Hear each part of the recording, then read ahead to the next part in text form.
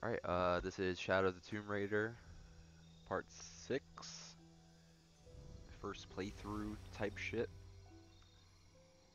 But yeah, without further ado, after our unforeseen network difficulties, let's go ahead and let's get right into this shit. But yeah, once again, 5v4, I appreciate the lurk.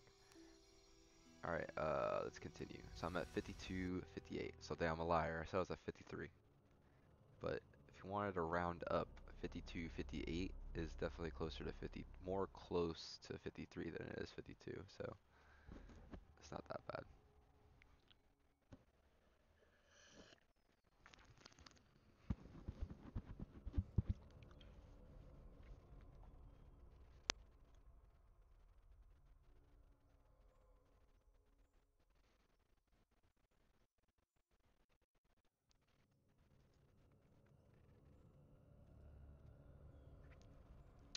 There we go again.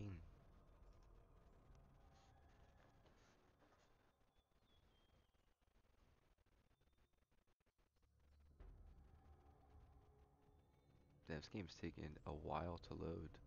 I noticed that this game takes a lot longer to load, like initially, when you're first booting it up, but like when you're already in the game, it loads a lot faster.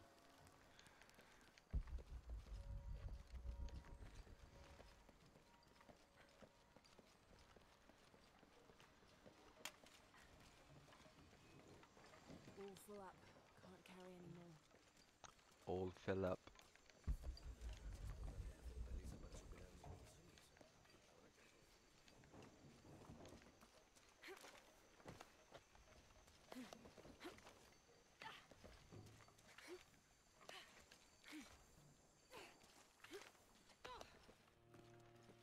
Jonah, I feel something.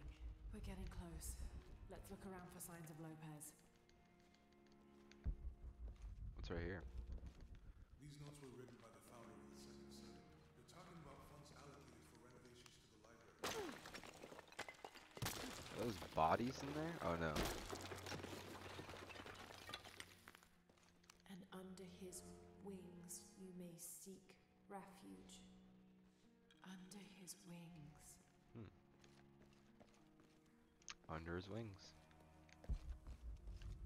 A heron and an eclipse. Oh, I guess with that bird is a heron.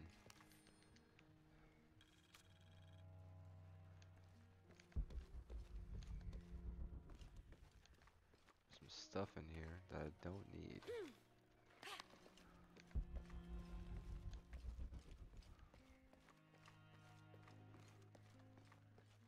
Alright, let's see what's in here.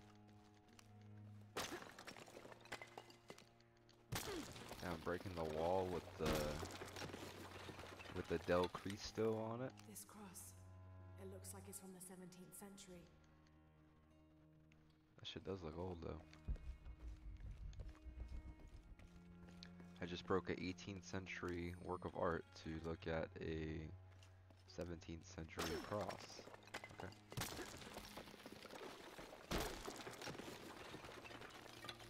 There's a letter.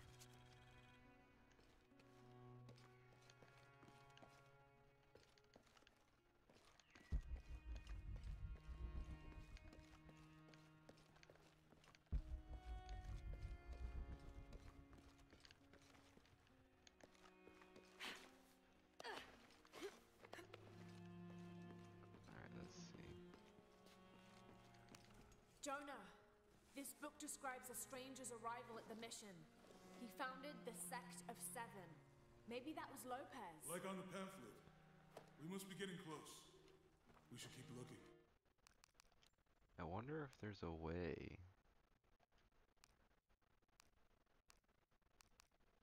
to increase the FOV. No, you can't. Usually in third-person games you can't really increase the FOV. And if you can, it's like not by much.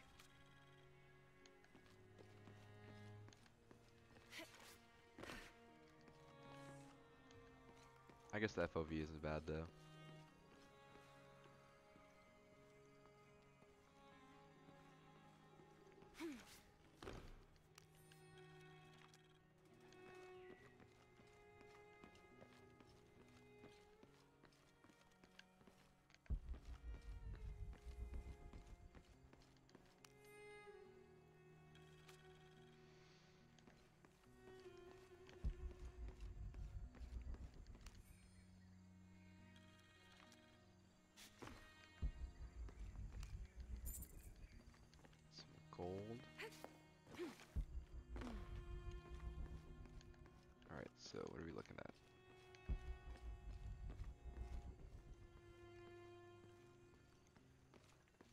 walking so slow?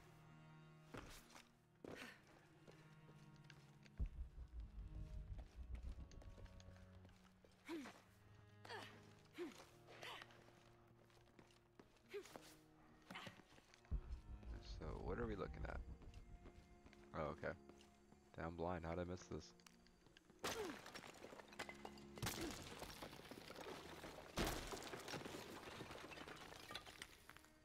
The sun will be darkened, and the moon will not give its light. Jonah, those two Bible quotes. The sun will be darkened, and under his wings you may seek refuge. What does it mean? That's it.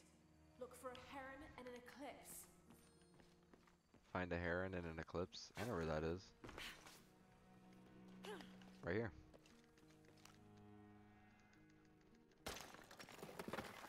There's a whole mural under here.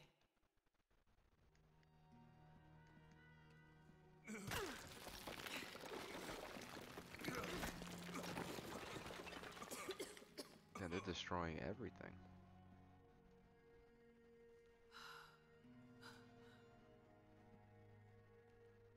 Veracruz, the true cross. Is that what I think it is? The silver box. It's unmistakable. Jesus takes up the cross. These are just stations of the cross. But there's a bunch missing. Before 1600, there were only 7. This could date back to the time of Lopez. This is one of his clues. Yeah, it's the kind of thing he does. Alright. Let's see if we can find a cross lying around here somewhere. Alright, let's find a cross lying around here somewhere. Hold on When one we find the second. box, how do we get the key back from Dominguez? We'll find a way.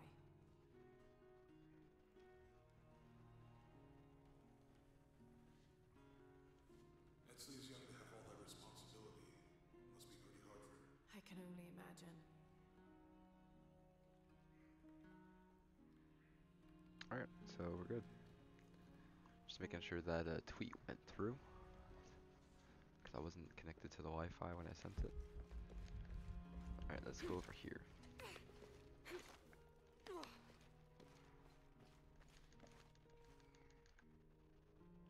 Now all we gotta do is find a cross. Jesus It's the takes up first cross. thing I found. Help me lift this.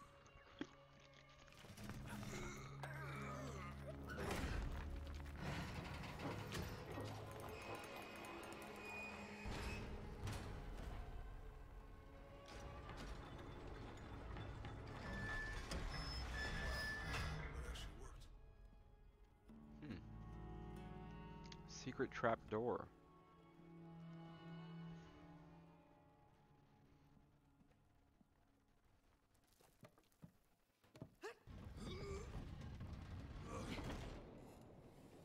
Looks like a long way down. Let's see where this leads. I'm glad they kept the same voice actor for Laura.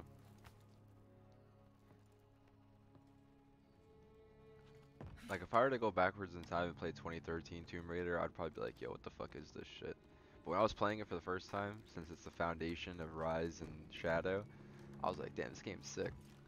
And then I realized that it's fucking locked in at 480p, and it looks like fucking dog shit smeared on your eyeballs.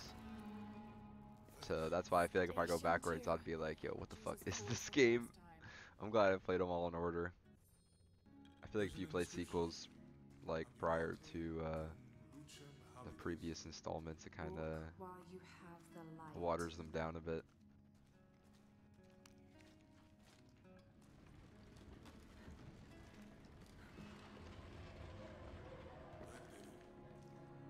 That was an easy puzzle to solve.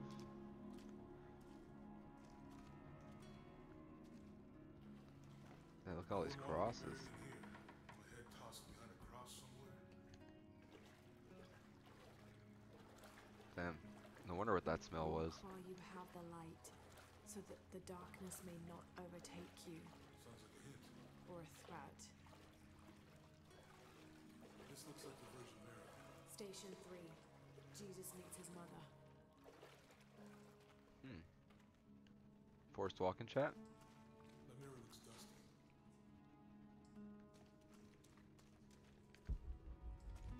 I talk to it. It has a voice box. I'll give you a boost. Wait, what? Why am I climbing this thing? The fucking arm is gonna break. Oh shit. Yeah, that's bright. The light leads this way. Follow the light.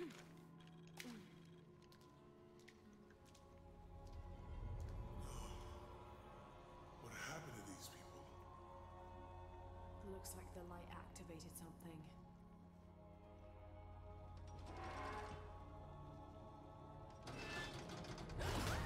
Whoa. Laura! Are you alright? That almost got wrecked. You're lucky it was a little rusted. This must be Station 4. Yeah. Let's have a look at these frescoes. Okay. There's a woman in this one. Is that a woman? Look, someone else got close. He wasn't as lucky. Damn, he got bodied.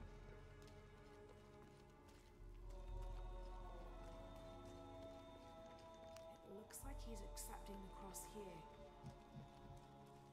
Get jebaited.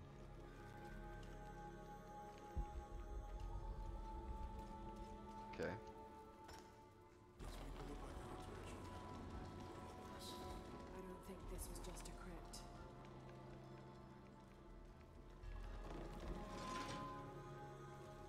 Okay. I'll get it. Is this gonna kill me?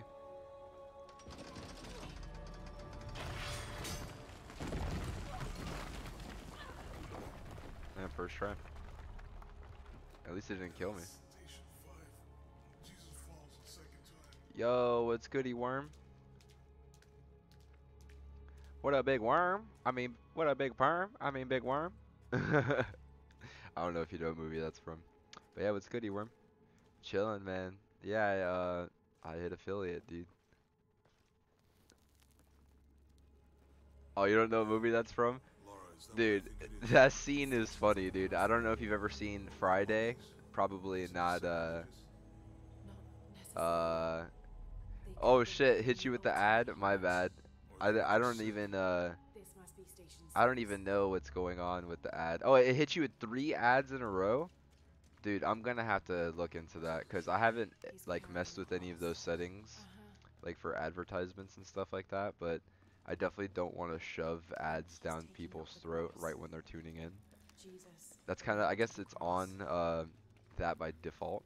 Oh, no, you didn't hit me with 3 ads? Oh, okay, just making sure. Lopez staged the whole crucifixion. Was it, I mean, if it was only 1 ad, hopefully it was only 30 seconds, because I think this was a place of worship. I was They chanting lifted for him an up, ad. Oh, I was about to say. wiping I his think face. Jake got hit with the ad. But yeah, Worm, that quote is from the movie Friday. I don't know if those type of movies are up your alley, but that movie is really funny. It's like this one dude. He's like I don't think he's a drug dealer. I think I think he's a weed dealer. I think he just sells weed, and then he buys from this dealer named Big Worm. And Big Worm, he always has like a shower cap on because he rocks a perm. And then there's one scene where he's driving a ice cream truck, and then he comes up to him and he's like, "Yo, what up, Big Perm? I mean, Big Worm?" And then he's like looking at it like, "Smokey, man, you better have my fucking money." That's, dude, that movie is so classic. But yeah, let's see. Oh, Jake's like, no worries. Yeah, dude, sorry about that. I don't mean to shove any ads down anybody's throat, so my apologies. Let's see. Oh, you enjoyed this game? Yeah, this game is sick. I've been really enjoying it so far. That's why I'm trying to complete it, because I want to, you know, finish it.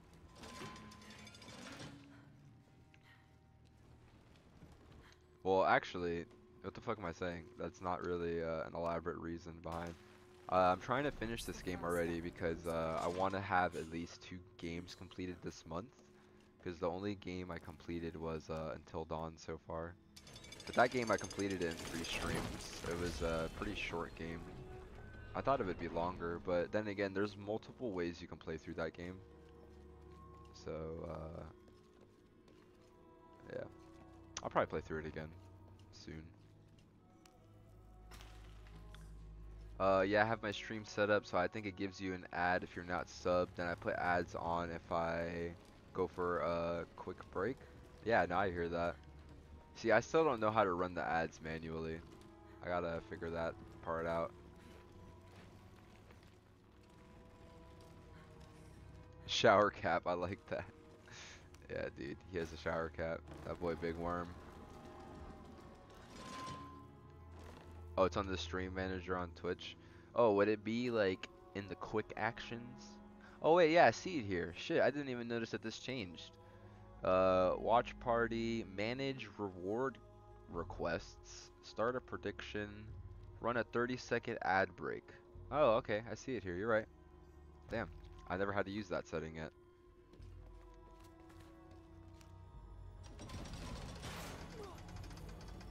Oh, I'm dead. Oh shit, I really am dead. Damn, that bodied me. You get legit nothing from it. Shit, I could have told you that, man. Ad revenue really only like is more apparent when you have really like high viewership. So like let's say if you get thousands, like you get like 10,000 fucking viewers, you run some ads on that shit, you'll probably see a little something, you know. Cause I feel like ad revenue works better when it's increased volume of viewers. So that's why I'm not really worried about that too much. That's why I'm not gonna be going out of my way to like shove ads down anybody's throat or anything.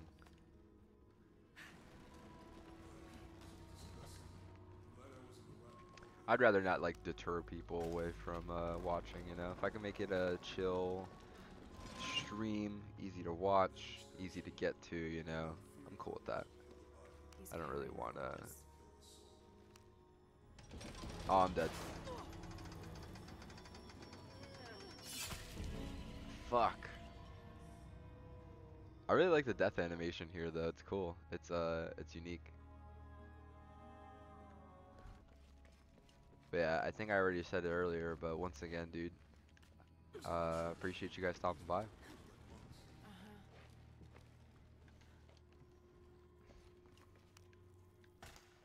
And Jake also for the good luck on the Twitter post. I was a little worried. I didn't think I would be able to stream, but everything seems pretty good right now. Don't want to jinx it though. This was a place of worship for an underground sect. Oh wait, let's pull this back. Now, I gotta get the light all the way to the end. I did the middle and the right, and those both killed me, so I'm guessing this one will work.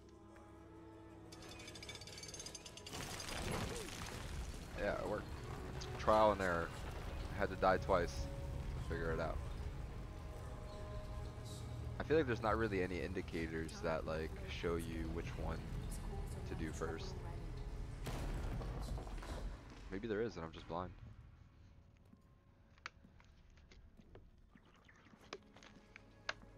But yeah, Worm, I turned into your stream earlier this morning.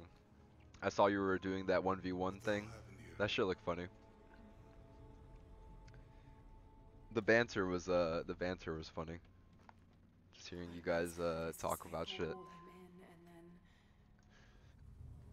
I've always enjoyed like commentary from people from the UK. I like slang, terminology, and things like that. Like that's a load of bollocks. I play with a few guys from the UK, and they always say funny shit like that. Yeah, I had like 3 1v1s today. I lost all of them. Oh man. So what do you do in that game? Like, what is the 1v1s? Only the I didn't really hands understand the game. I was of just the watching it, and righteous I was one just laughing at may the commentary because the seize commentary was funny. destiny from mine.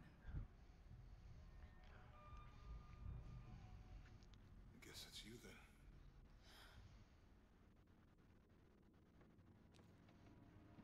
He led us on this goose chase. He sabotaged every clue. All to keep this box from Trinity. And the people of Paititi, Oh, when somebody gets 5,000 channel points, they can redeem a 1v1 totally consumed by in it. a game of their choice. Interesting.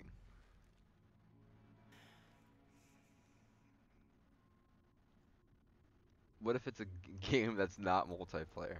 It's like, yo, bro, 1v1 me in Shadow of the Tomb Raider. Or 1v1 me in Fall Guys. Oh shit, we found the silver box. Yeah, no, I'm just messing with you. Of course there are expectations or exceptions.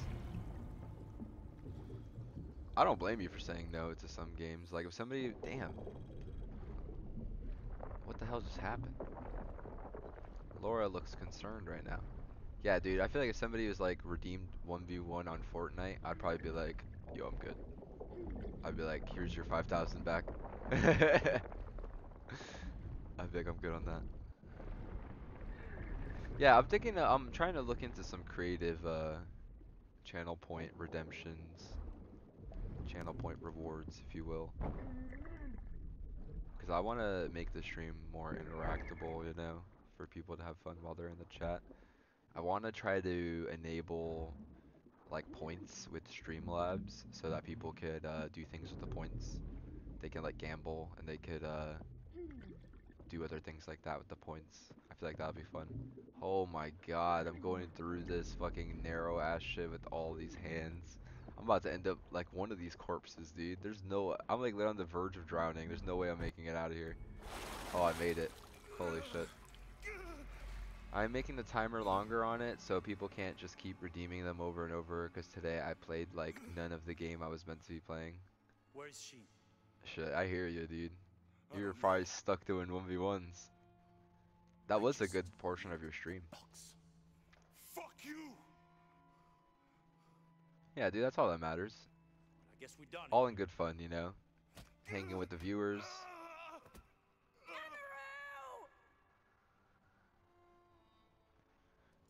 That's all that matters, man. As long as you're having a good time. You're having fun with it. Stop. Let him go!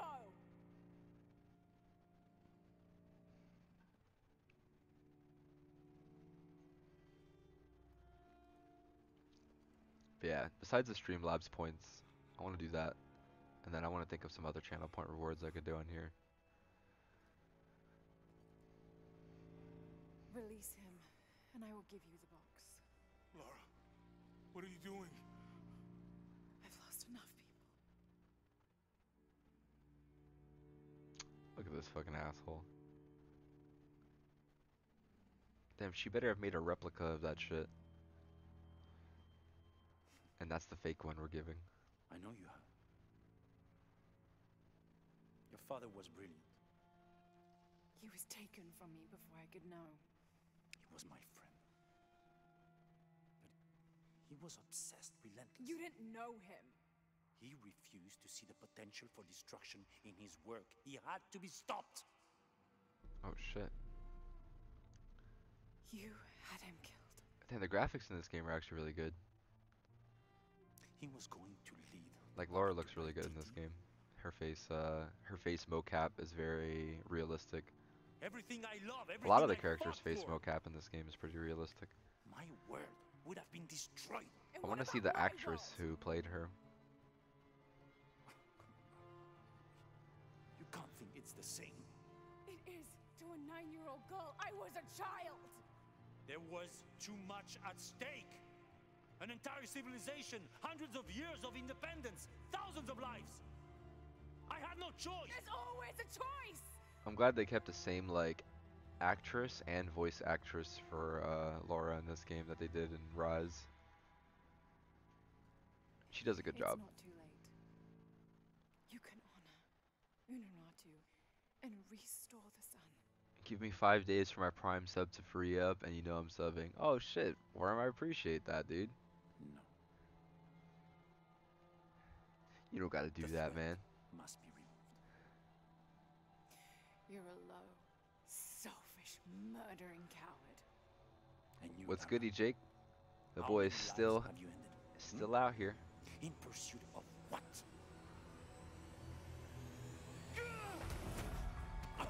Do I have a set schedule?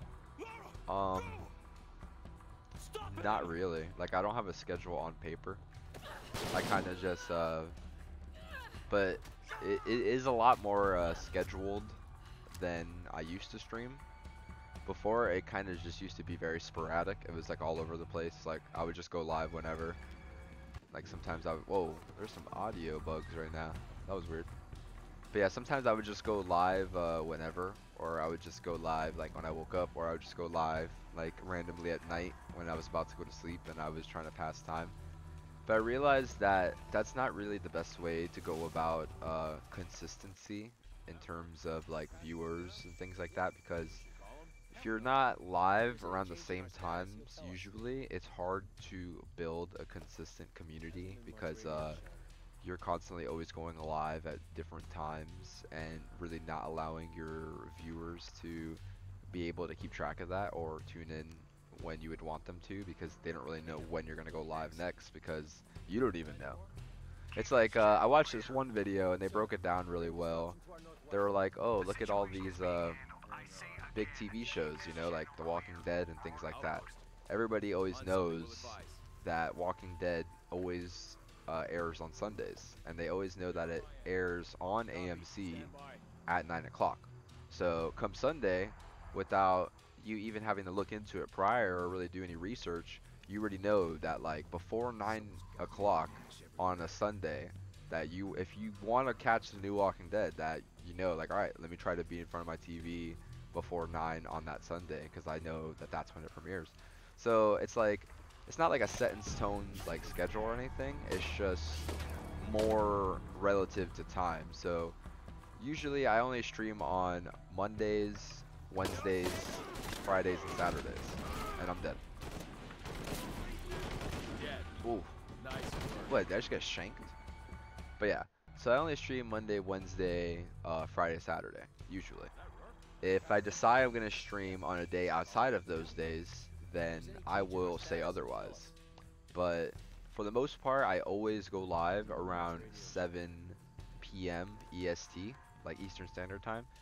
And if I realize that there's probably going to be a few things that I need to handle before then, and I might get distracted, or some things might come up that will prevent me from going live at the exact time I specified, then I'll put a bit of a window. I'll put like, alright, I'm going live 7:30, you know, or I'll be like, I'm going live around 7, or I'll just leave it kind of open-ended.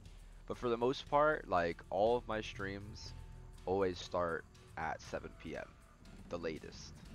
Like today I started my stream at 6:30, but I didn't really start my stream at 6:30 because I had to end the broadcast twice because of network issues.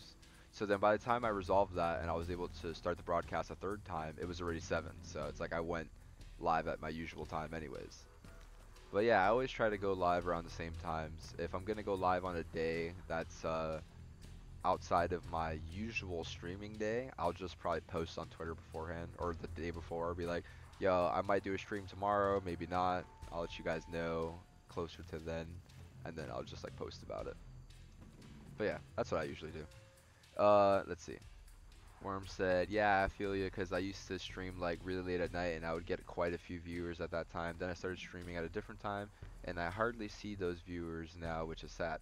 Yeah, so it's like, the reason why that happens is because you got to take into account different time zones, different things like that.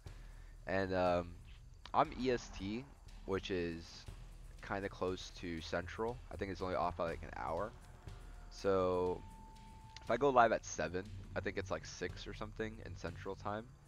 So it's a easier time frame because by then people are usually out of work already. They get off at like 5, things like that. So what I try to do is when I'm streaming during the weekdays, I usually try to go live at a time that is reasonable, in a sense that by then most people will be off of work or they'll be at home already, like ready to hang out or do something more leisurely. And then aside from that, I also coherently try to end my streams at reasonable times. I try not to draw them out too long, because then I realize that they'll get to a point where I'll have a high volume of people leaving because they're either going to bed or they're gonna be like doing things, you know, they have kids or they're gotta get ready for work, things like that. So I always try to take those things into account. So yeah, I try to cater towards those people that are on like working schedules or more strict schedules, so that way they have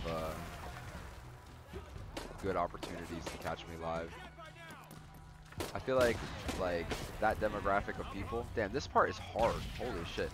I feel like that demographic of people is I guess easier to appeal to, because you know, like, alright, those people are usually going to be available after 5, and they're usually going to probably be not available past like 10 o'clock. So usually like 7 to 10, 7 to 11, those are like my prime time slots for streaming. For me personally, just because of the time zone that I wouldn't say try to cater to, but indirectly the time zone that I cater to.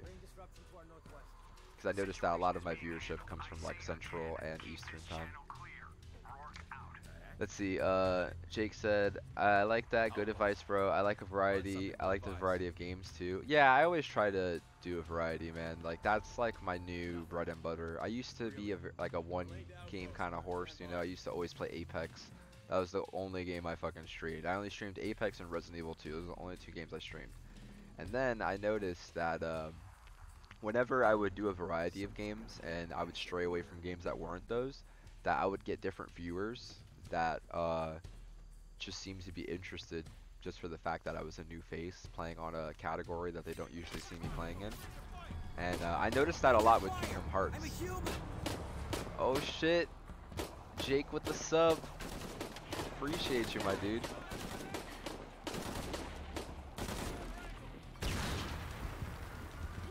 Hell yeah, man, thanks. I really appreciate that. I'm thinking about changing my sub alert. Like I like the sub alert, the Resident Evil 2 one, but I'm thinking of changing it to Resident Evil 7 alert, where it's Jack Baker and he's like, "Welcome to the family, son," and then it's like I'm gonna put it to the gif of him punching you in the face. I think that'd be funny, because like whenever I welcome people that follow me, I always say welcome to the Plugs Plays family. So if they subscribe, it'll be like, "Welcome to the family, son," and then it'll like fucking the gif will punch them in the face. I don't know, I feel like that'll be funny.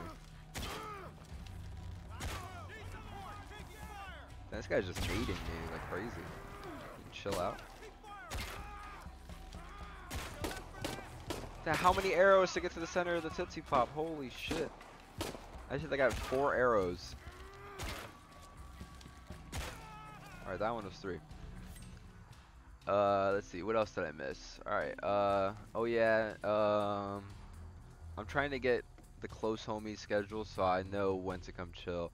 Yeah, dude, no, that's good to know, bro. That's definitely a good, tactic as well for trying to support your people in your community, you know, just figuring out what times they usually go live and, figuring out, like their time zones and things like that, because it'll make it a lot easier to catch their streams. Like Zero, I like to always try to catch Zero streams if I can, but he doesn't really stream at definitive times. He sometimes will do 2 to 3 different streams in one day, and sometimes they're really early, sometimes they're late evening, sometimes they're early afternoon, and usually around those times I'm kind of busy, so it's harder for me to tune in to people that are earlier in my time zone. But whenever I see homies live, you know, I always try to support. I'm a bit of a night owl, so like that's probably why you've noticed that like when you're streaming late, Jake, and you're just like vibing, like I'll pull up and I'll just vibe because I'm awake, you know. Sometimes I stay up, especially if it's the weekend, like it's Friday now. I'm probably not gonna be going to bed soon. Like even after I end the stream, I'll probably be up for quite a few hours, just popping in and out of other people's streams, you know, supporting, probably playing some games here and there.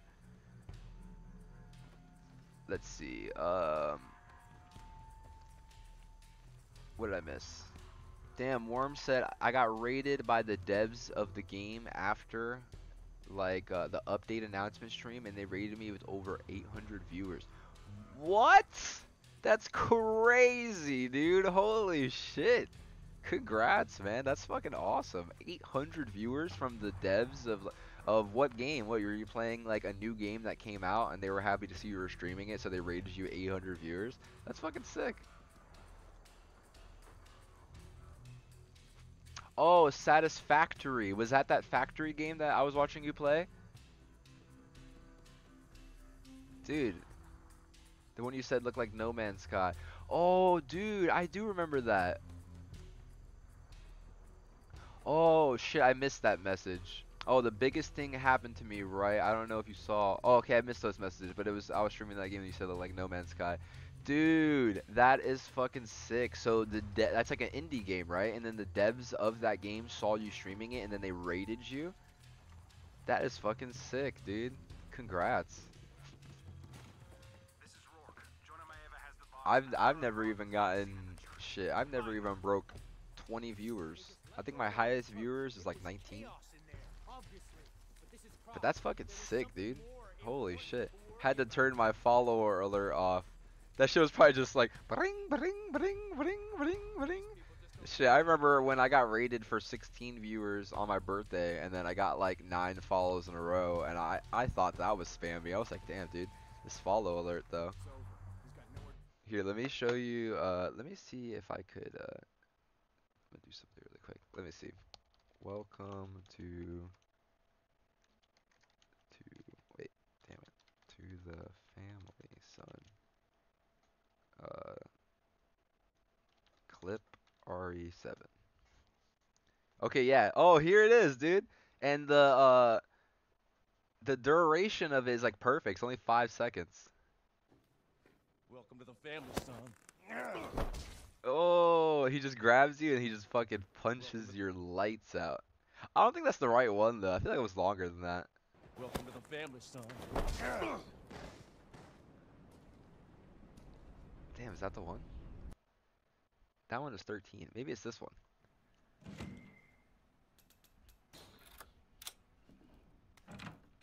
Welcome to the family, son. Oh, that one had the heh heh heh. That was not bad. I'm gonna do some research. I'll find a good one that suits the alert. But yeah, I was thinking about doing the welcome to the family son for the subscription alert. I mentioned that earlier. Dude, I gotta take a mean piss. Give me 1 fucking second. I'll be right back.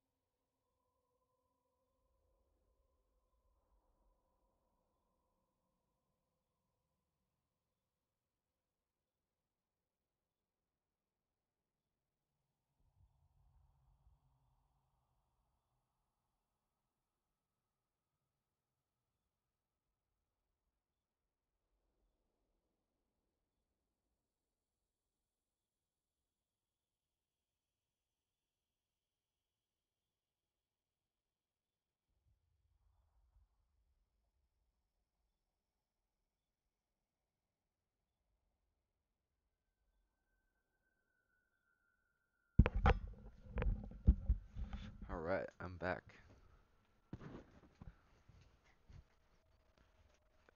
Very quick bathroom break. But yeah, I was wondering, I don't know if you're able to, I wonder if you're able to create custom alerts for tier 1, tier 2, and tier 3 subs. Maybe there is.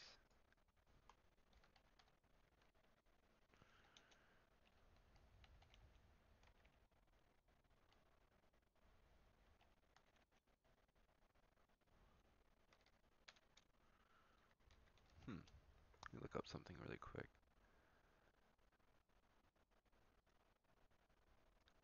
I don't think there's any good Dario Rosso quotes. Oh shit, that's kind of loud. Let's see, what does he say? dare you tell me to go back outside? I'm sorry about your daughter. Here, then be eaten by one of those undead monsters! Now, I think it might be Kendo.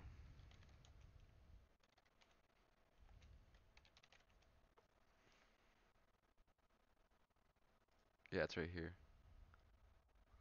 who are you? What are you doing here? Hold your fire! I'm a human! Who are you? What are you doing here? Sorry about that.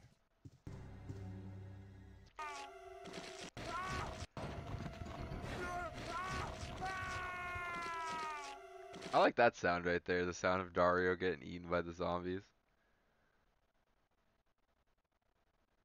I gotta figure out an alert, I gotta figure out an alert for 10,000 bits.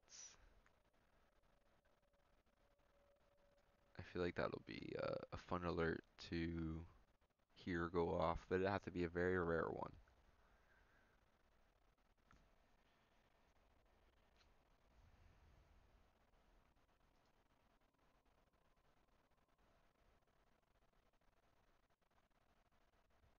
Custom alerts. No, that's not it. Oh, it's just alert box. Okay.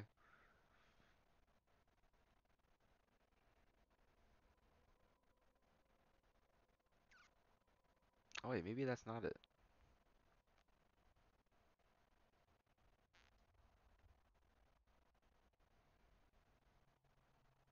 Oh, I'm looking at general settings. Okay, so let's look at subscriptions. Oh, okay, it says open variations. It says when a gift sub is subscribed, anonymous sub gift, community gift subs, anonymous gift subs. Huh. I guess there's no variation for it being tier 1, 2, or 3. It's just when I get a sub, it just... Oh wait, that's the one. Oh shit, what the hell? It's not even showing the notification now. I just tested it. Hold your fire! Oh, there it is. I'm a human! Yeah, I guess there's no way to... Because if I do Streamlabs Prime sub... Oh, okay, so that's for Streamlabs gift sub. Okay, so that's different. And then resub.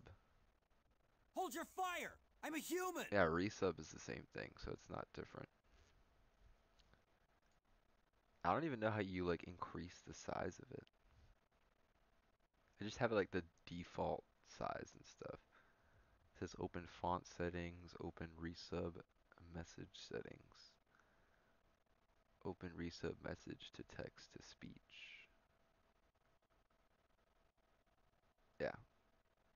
Alright, well, the sub alert works, I think. Hold your fire! Yeah, I'm it a works. human! And then when I get bits, this one goes off.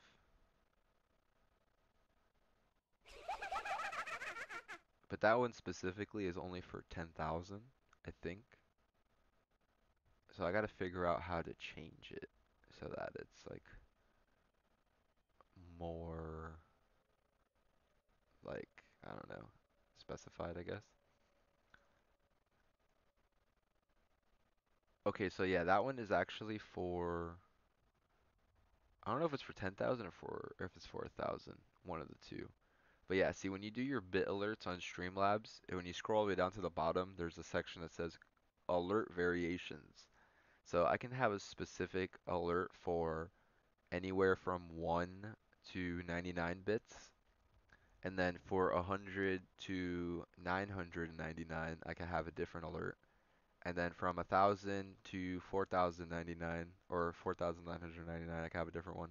So basically, you have an alert for 1, 100, 1,000, 5,000, and 10K.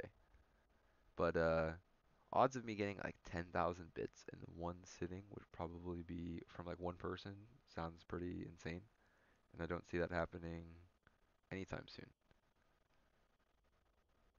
Alertbox V2 has been sunset as of January 25th, 2021. Thank you for your patience. We apologize for any inconvenience. Oh, okay.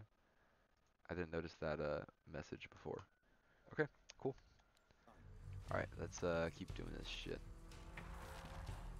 One thing I noticed though, actually really quick before I get back to this, one thing I noticed about my Streamlabs is I don't know if it's just a setting on Twitch itself, but when you get an alert for a raid, apparently it only gives out the notification through Streamlabs if the raid consists of more than 5 viewers. I was reading that's a new update.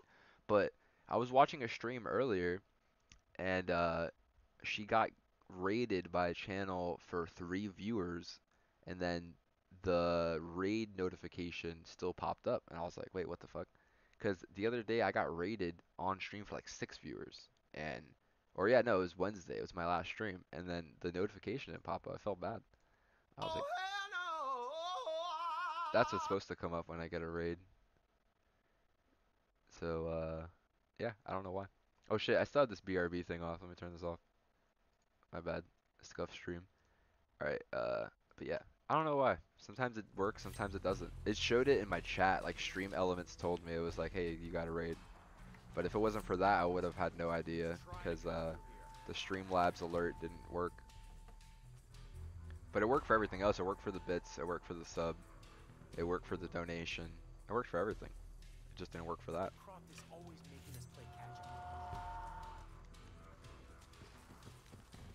Whoa. Am I okay, I thought I was detected for a second. How'd he see me? I shot him in the back. Woo! There's no way! These guys have shotguns! Oh my god, he just headshotted me, I'm dead. There's so many mofos! Ah! This is the hardest difficulty, by the way. I feel like I never include that in the title, but this is seasoned. Oh wait, no, this isn't seasoned raider difficulty, because that's the highest difficulty in Rise. This is Into the Jungle difficulty, in case anybody is wondering. Yep, one with the jungle. So this is the hardest difficulty. I always play these games on the hardest difficulty.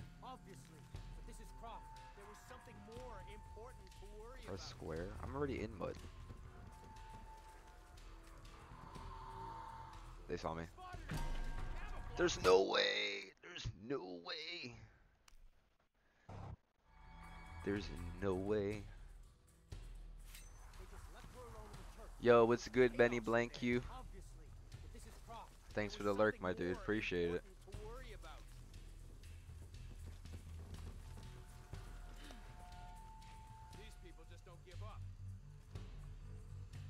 Alright, maybe I could like stealth kill this guy. Boom. Alright. Get him out of here. Okay, so now we know the enemy's here. God damn it, he's hunting us! Fucking bastards! Whoa. How does this guy not see me? Gotta find out what the hell's going on. Yeah.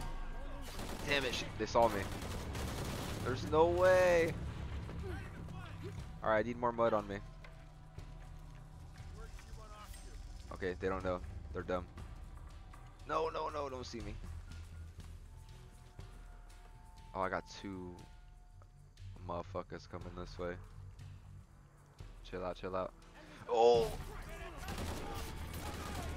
Stab him in his shit. Oh! We lost her again? Oh, got him. Fuck, they're lighting me up. Ah! Alright, I'm good, I'm good.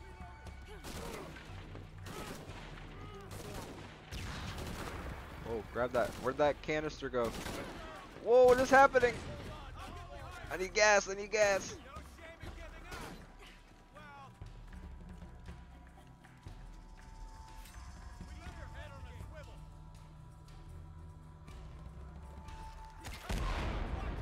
That didn't do shit. Damn it, she didn't even fucking throw the arrow. Oh my god, can you get out of my way? Can you move? Yo, nobleman, what is good? Chillin', chillin', man. I'm doing good, man. How are you doing, dude? Woo! I got lit up. I got lit up. I'm a Christmas tree. I got lit up. I got lit up again. Can you heal? Oh, I'm out of heals. I'm fucked. I'm out of heals. I wasted all my heals. Alright, I'm kind of glad I died there. Damn. This part is no joke. It was chaos in there, obviously. But this is Croft. There was something more important to worry about. Damn, I gotta gather more materials. I only have 7 heals. These people just don't give up. Doing good, man. Hell yeah. That's what I like to hear. Yeah, man. Things are straight. Can't complain. Same shit, different day. Taking casualties! Copy that. We'll find who did it. Jesus. Need to get to the bottom of this. Okay, so this guy's fucking eagle-eyed on him over here. So if I Lead the way. stealth kill him, and he'll see. Better look at that. There's no way. Oh, I can double stealth kill. Oh, double kill. Get him out of here. Double kill. Oh shit.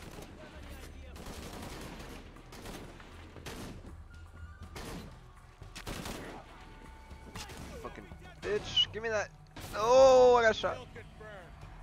Damn, he was only incapacitated. I didn't full kill him.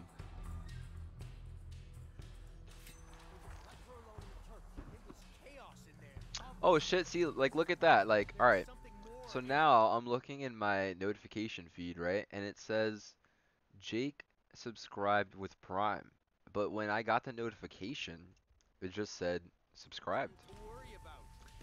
But I've like watched other alerts and I've seen them differentiate between Prime and non-Prime and like gift subs, anonymous subs, like things like that. So I need to figure that out. I just need to watch like a more in-depth video on YouTube of like how to specify certain sub alerts, because I've seen alerts for tier 3 as well. Like some people have like tier 1, tier 2, tier 3 sub alerts, and I'm trying to figure out how they do that. Whoa, whoa, what the fuck just happened? Dude, I literally like, I'm a human. that was a complete input bug. Oh shit, Nobleman with the sub. Thank you, my dude. Appreciate it. So that one was a normal sub. Yep, subscribe for 1 month, tier 1. Yeah, see, but that one was, yeah, it was tier 1. But it's like, I need to figure that out, because I don't want people to feel like, I don't know. I guess, what's the word I'm looking for? Not dissatisfied. What is the word I'm looking for? Discouraged, or I don't know, maybe that's not the word. Let's say dissatisfied with subscribing tier 3 if it's just the same exact alert as tier 1, you know? Like if I subbed to somebody tier 3 and like it didn't really get a different sub notification, I wouldn't really care per se, but I'd be like, damn, I should have just subbed tier 1 then. Like, I don't know. I'm just talking out my ass. Like, I don't really know people's thought process on it. Or unappreciated, that works. Nah, see, but it definitely shouldn't be unappreciated, you know? Like, if somebody subs, I definitely really appreciate it, and I go out of my way to make them know that I appreciate it. Because I do. It's not something that goes unnoticed. Like, any level of support, I always appreciate it. Whether it be a viewer, a chatter, a lurker, a donator, a bit giver, like, whatever. Any level of support is much appreciated, and it doesn't go unnoticed. If there's one thing I want my viewers to feel, is I definitely want them to feel appreciated, because they are. Whoa, dude, as soon as I peek, if I try to shoot, it like unpeaks me. Whoa, am I out of arrows? Man, I'm getting lit up. Can you guys chill out? Damn. How did that not kill him? I had to do 2 executioners on him just to kill him? Come on. That was bullshit. But yeah, dude, Nobleman, thank you again for the sub, man. I really appreciate that. The Plugs family is growing. Yo, actually, here, now that you're here, Nobleman, let me ask you a quick question. So, I was thinking about changing my sub alert. I don't mind the "don't shoot, I'm a human," like the Resident Evil 2 Leon quote. But I was thinking about changing it to Resident Evil 7. I was thinking about changing it to Jack Baker saying, "Welcome to the family, son." Let me see. welcome. I gotta type it again. It's not in my search history. Yeah, welcome to the family, son.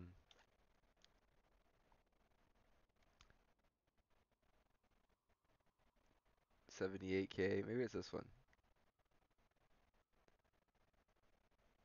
Maybe it's this one, yeah. Welcome to the family, son.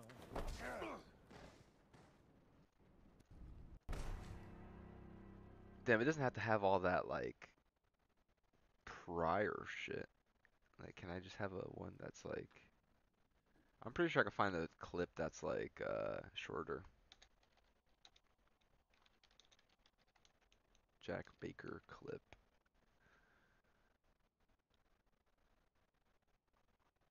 No, it's the same one. What if I just put RE7 clip? 21, 123. There's this one.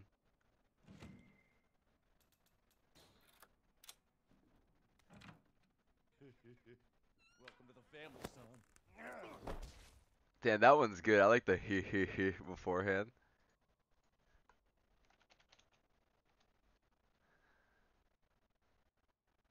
That one's so long though. That one's, well, it's not that long. It's 11 seconds. It's still kind of long though. Welcome to the family, son. This, here, and that down there. Family. Wait, what? What is that from? That looked like fucking that looked like Big Trouble in Little China. Damn, what happened at the punch though? Down here. This. It like cuts off the punch. That one was perfect. Damn it. Yeah, you like that? That one's pretty cool. It's I don't know if you ever played Resident Evil 7, but that's Jack Baker when he captures you. He fucking grabs your shoulder and he pulls you around, and then he's just like, "Welcome to the family, son." Fucking punches you in your shit.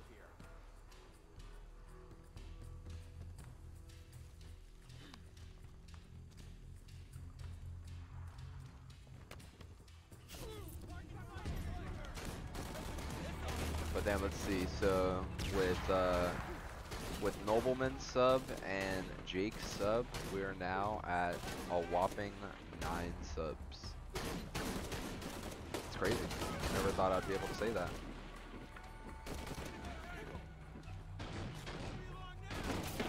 Oh, I got shot. Yeah, I think I just need 15 to get my next emote slot. So that's cool. I don't even have my first emote. But what's weird is if you guys use the plugs points, you can see that I have the icon.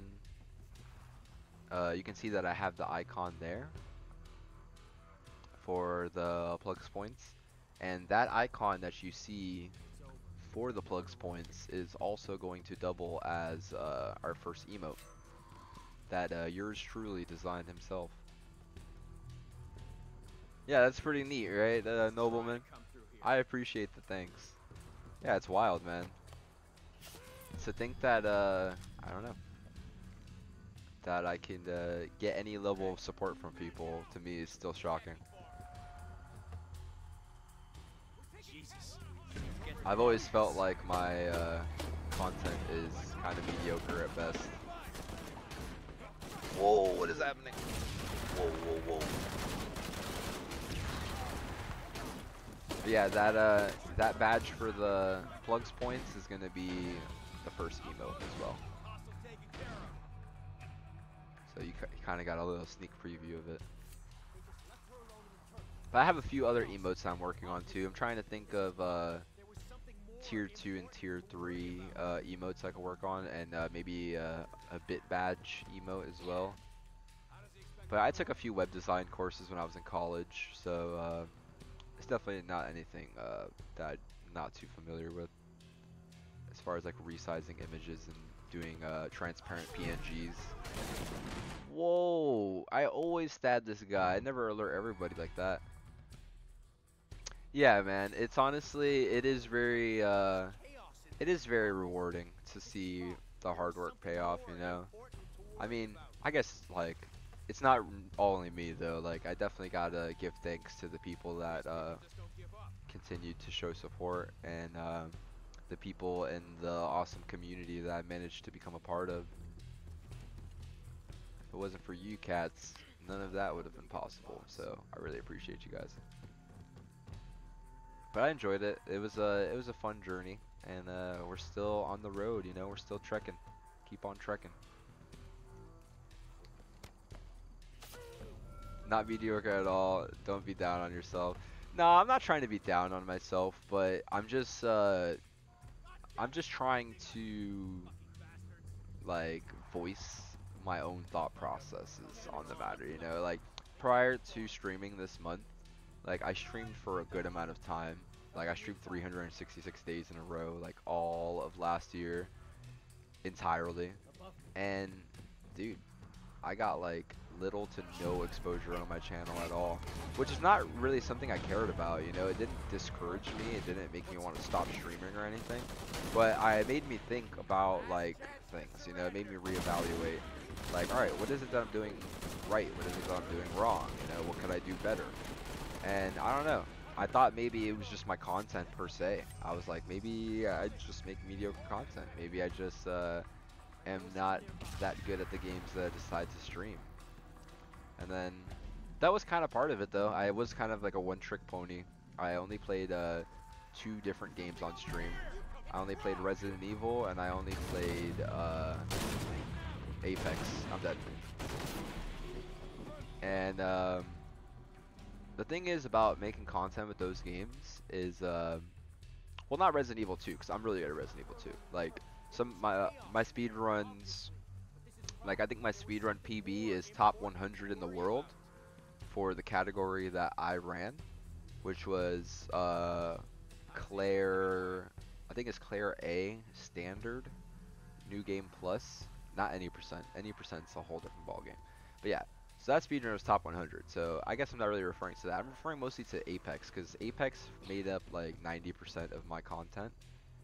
And yeah, I'm pretty decent at the game. You know, I'm max rank. I've achieved diamond in ranked mode every season since season 4. Season 3 I got platinum 3, which is only 3 tiers below diamond. But yeah, I'm a day 1 player in that game, you know. I'm alright. I'm pretty decent. Like, I'm not terrible, but I'm also not super good. So I feel like when I was streaming that, I was kind of selling myself short, because when people go to watch that game, because it's a very highly populated category, there was really nothing that made my content stand out realistically, because it was mediocre, you know. Like, no one really wanted to see somebody get bodied like I did. Like, they would rather watch somebody who's actually really good at the game, and I was aware of that. I felt the same way. Whenever I would watch Apex, I'd be like, damn dude, if I was watching somebody that was playing like me right now, I would have turned them off. I would have been like, damn, this guy's trash. Like, it's not even like trying to be negative on yourself, it's just being realistic, you know. Like, I always try to, when putting out content or trying to create content, I always put myself in my viewer's shoes, and I always think, alright, is this something that I would want to watch, you know? Like, that's not like solely what I'm manifesting in my mind, but it definitely is one of my thoughts. So yeah, I don't know, that's one thing. But yeah, no, the vibes definitely make up a lot of it as well. But I just was aware that I wasn't really that good at that game. Like, I mean, I'm good at it, but I just wasn't that good at it on stream. Like, not compared to the Apex creators I would watch. Like, they would pull off crazy shit, and they would keep me like posting PogChamps in the chat, and I'm just like, yo, holy shit, that's fucking wild, dude, you're cracked. But like, I'm not the one pulling off those plays, you know. I can watch people do it, but as far as replicating it and making your own content out of it, it's different. So I just explored different options, you know. I was like, alright, I have a lot of different games that I enjoy streaming and would like to stream. So I was like, you know what, why don't I just do a variety, and I'll just stream a bunch of different games. And what I did was I tried to categorize my games that I stream around first playthroughs, because I noticed that a lot of people like to enjoy watching first playthroughs, and I know I do too. Like personally, I love watching people play games for the first time, because it provides more genuine reaction. You know, it's more authentic. It's like organic. When you're watching somebody play a game that they played a million times, like they themselves are kind of like, whether they're aware of it or not, are a bit desensitized to that game because they've just put so many hours into it. But when it's a new game and it's a new experience, and then you have somebody in your chat who's like along for the ride, and they know what to expect and they're just anticipating your reaction, it kind of makes it fun, you know? Like, I tuned into this one girl's stream the other day. Her name was like, I think her name is Mediocre Bumps or something like that. And she was playing Resident Evil 2 for the first time.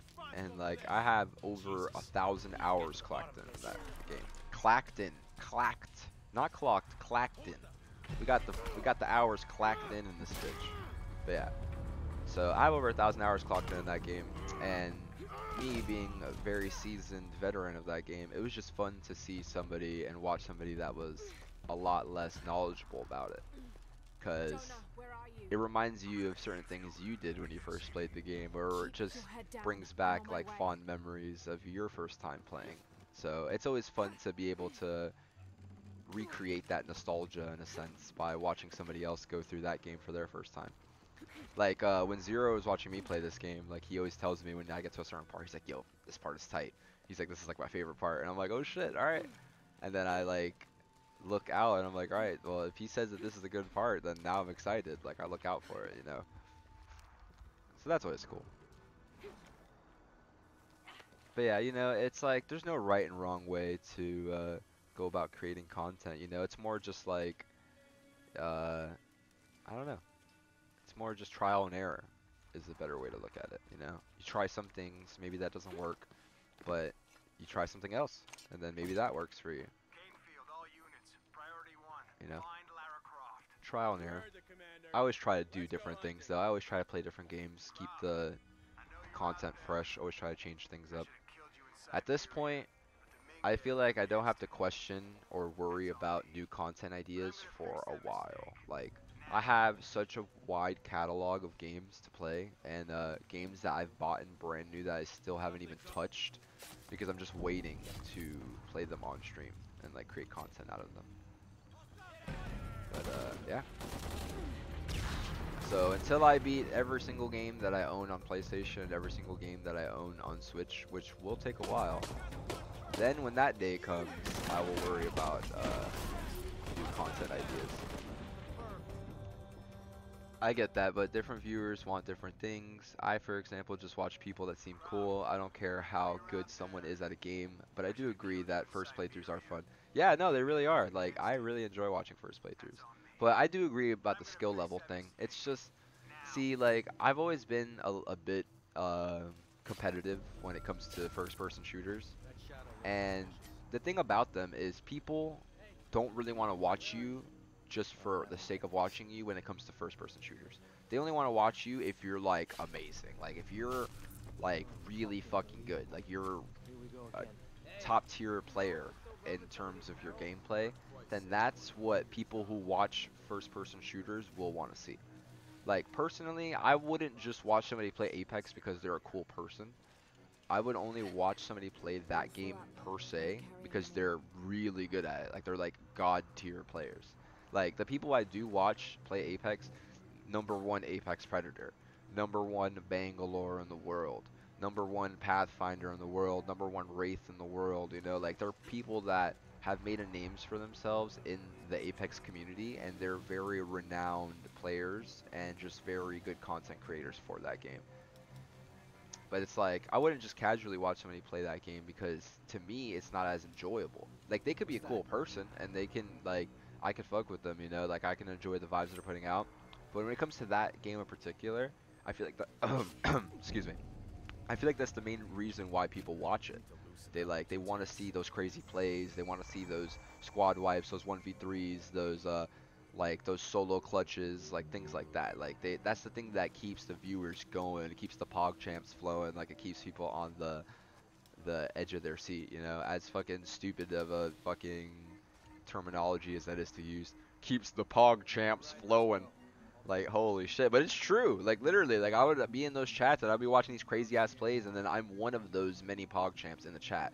Like, yo, what the fuck? That was insane. How did he pull that off? How did he hit that? There's no way he landed that shot. Things like that. But when it comes to games that are more story driven, you know, like RPGs, and I'm getting fucking lit up like a Christmas tree right now. Holy shit. Hold on 1 second. I will resume this in a moment. I'm dead. Damn it. But yeah, when it comes to more story-driven games and things like that, I feel like it's different. You know, the way that the game is looked at is different. So it's like people will sit here and they'll watch me play this game. Like, this is a cool game. It's interesting. You know, it's enjoyable to watch, in my opinion. I've watched other people play it, and I thought it was fun to watch. But the main reason why I decided to play it was just because I wanted to. There was no like afterthoughts. There was no like whole lot of mindfulness that went into me playing this. Like, I played Rise, so naturally I purchased Shadow, and I was like, yeah, I'm gonna stream this eventually. And then once I had an opening on my stream slots where I was done with the games I was playing and I had time to move on to new ones, then I was like, alright, I really wanted to complete Shadow of the Tomb Raider, so I went ahead and I did so. I'm gonna reload because I don't like the way that went out, because I'm able to stealth kill at least 4 or 5 people here without having to go balls to the wall. I guess I'm just not a typical viewer because I never look for the top people. I relate to people who struggle through their games like I do. Yeah, no, I get that. Like, I understand that completely. Like, trust me. I'm definitely there too. Like, I definitely enjoy watching smaller creators and stuff. But I'm just talking about like first-person shooters in general. Like, whenever I watch Warzone, like, or if I watch Cold War, the 9 times out of 10, the only person I'm watching play Cold War is like Jake, literally. Like, if I'm watching somebody play Cold War, it's Jake, like 9 times out of 10. Or like the only other time I watched Cold War was when Zero streamed it for the first time. And I think I watched Hakalachi play Cold War also once. But like, as far as me watching Cold War consistently as a viewer, the only person I watch is Jake, literally. And Jake, he puts out like quality content.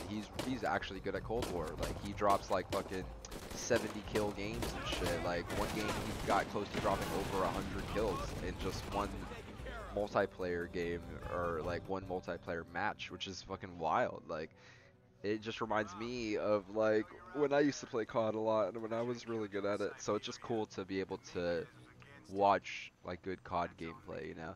But there's nothing wrong with it, like not being like super good at the game and streaming it. There's definitely nothing wrong with that. I guess it all comes down to the preference of games you like to stream and the preference of games that your viewers like to watch.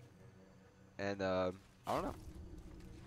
And I feel like I noticed that once I started playing more story-driven games that weren't necessarily... How do I keep getting alerted, dude? Like, I've stealth killed this fucking guy so many times, and their whole backs are turned. There's no arrows or nothing. I just stealth killed this guy where these guys have their fucking thumbs up their asses, and they have no idea I'm there. But then, as soon as this guy's fucking dead, then they're alerted somehow. This shit is annoying. But yeah, I feel like it all just comes down to personal preference, you know? Like, I really enjoy watching story-driven, like, RPG games and things like that, so I figured I also enjoy playing them, so let's give it a shot at streaming those type of games. And since then, I've been getting good response from it. Because it's more interactive, you know, it's something that people could join in on, be part of the experience. Like, because it's a first playthrough, so, like you were saying, like, it's pretty enjoyable to watch people do first playthroughs. So it's like when I'm playing Okami or I'm playing this, it's like you guys are along for the ride, you know, like you're part of the experience. You're not just watching me play a game. Like, I mean, you are at the end of the day, but you're also part of the experience. You're sharing with my frustrations and my struggles, like you were saying. You like watching people to relate to how they struggle through games. Like, look at this shit, dude. This shit is bugged. These guys are not alerted. They're not fucking doing anything. They're just fucking sitting here fucking scratching their balls and then as soon as I stealth kill one of them, they all get a fucking alerted. So what is the point of a stealth kill if it alerts everybody? I might as well just fucking pop out with a fucking shotgun and just blow this guy's fucking brains out if it's gonna have the same reaction. That's why stealth in this game is whack. Like, they really do not reward stealth in this game. Because if it's giving me a prompt for a stealth kill that's gonna alert these two guys with their backs turned, then what is the point of a fucking stealth kill? There isn't. Like, You know, there's still rum in some of these barrels. For Christ's sake, Morgan, do your job. Christ's sake, Morgan. Alright. I'm just a bush. Nothing to see here. Just regular old bush. Alright, ready? Look, their backs are turned, right? 3, 2, 1. Pull them into the bushes, too. They don't see his body. See? What the fuck? How did... There's no way. There's no way. Look, I'm not even visible. Like, how did she see? Dude, there's no way. There's no fucking way. I call bullshit on that. These are just like the fucking... These are like the biggest brained AIs in the world. They just have like fucking proximity radars. They could just sense the fucking seismic activity in the floor beneath them. They're like, yeah, there's somebody here. They have fucking homeostatic cells in their body that allows them to know when trees and plants are being moved clearly. Because I'm in the fucking bushes and they just know. That's it. They can feel the pollen being given off. That was ridiculous, right? Dude, I waited so long. Like, there's no amount of time I could sit here and wait. Their backs are so fucking turned. Alright, well, I just gave myself up right there. Trying to prove a point. Just take them all on at once. Well, the thing is that I wish it was that easy, but... Oh, wait a second. Nobleman, you might be a genius. I have all my guns back. Here I was under the impression that I couldn't use my weapons because I lost them all, but that's not the case. I have all my weapons back. So this is what I'm gonna do. I'm gonna stealth kill this fucking asshole, and then I'm gonna fucking body these guys.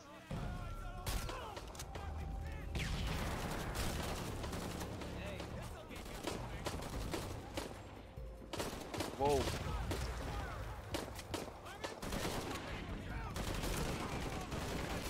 Oh! I died. And they have eyes in the back of their heads. No, they totally do have eyes in the back of their heads. These guys, their third eyes are strong, without a doubt. Alright, so new strat, new plan. We're just gonna go balls to the wall. Thanks for the suggestion, Nobleman, appreciate that. You're the one that allowed me to realize that I actually have my weapons back. Before, I thought I only had a bow.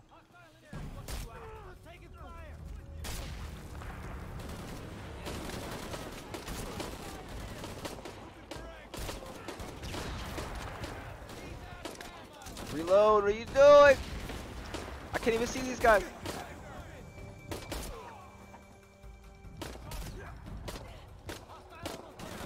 Oh, there's 2 of them. Get away from me. Damn, I don't get any collateral with the shotgun. Oh, you want to shoot at me with a machine gun, huh? Man, the gunplay in this game is kind of weird. Like, I felt like I was missing all of those shots. There's like no hit markers. Alright, let me loot these guys. Get some ammo back. Especially some shotgun shells. Oh shit, looting these mofos gives you gold. I didn't even realize that. Bro, let's get it. That's it. Those guys didn't stand a chance. Look at that. I got past that part first try, dude. I didn't die. I didn't reload once, dude. You guys are there. You guys witnessed it. And there's no way proving otherwise that I just did that section first try. Clearly. Easy claps.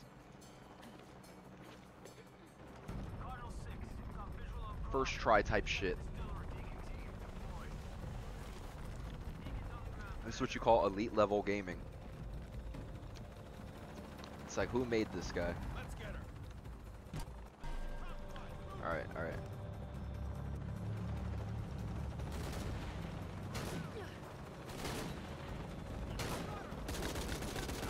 Like, how are those bullets even hitting him? It doesn't even look like it. Alright, let me take a drink. Glug, glug, glug. I'm gonna shoot with the pistol. Like, the pistol is more satisfying to use. Oh shit, a nade! Damn! Whoa, I got fucking sniped.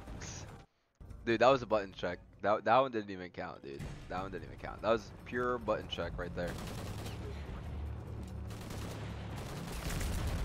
Oh, get bodied. Look at that elite level decision making. Oh shit. Then these grenades blow up fast. Dude, what do you mean whatever I say, dude? This facts. Bro, I got past that section first try. I'm just a god gamer, dude. Woo!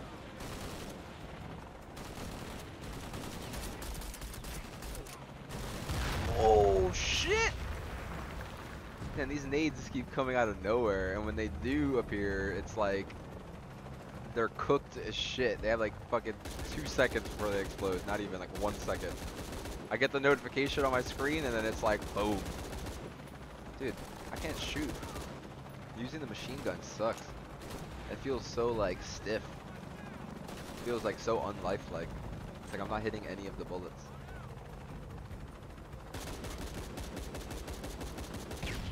Whoa, I'm dead. No, I'm good.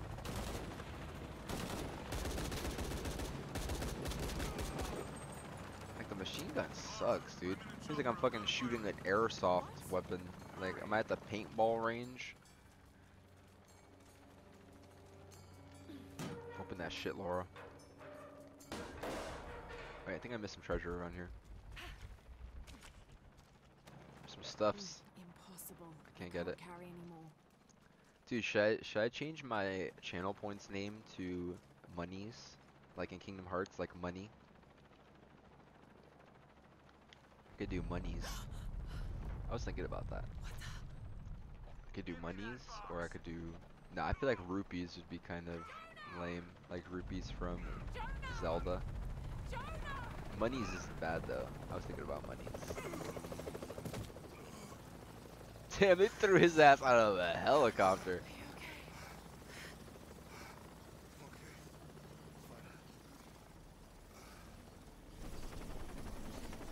This fucking guy. Damn, where's the rocket launcher so I can just fucking blast that shit?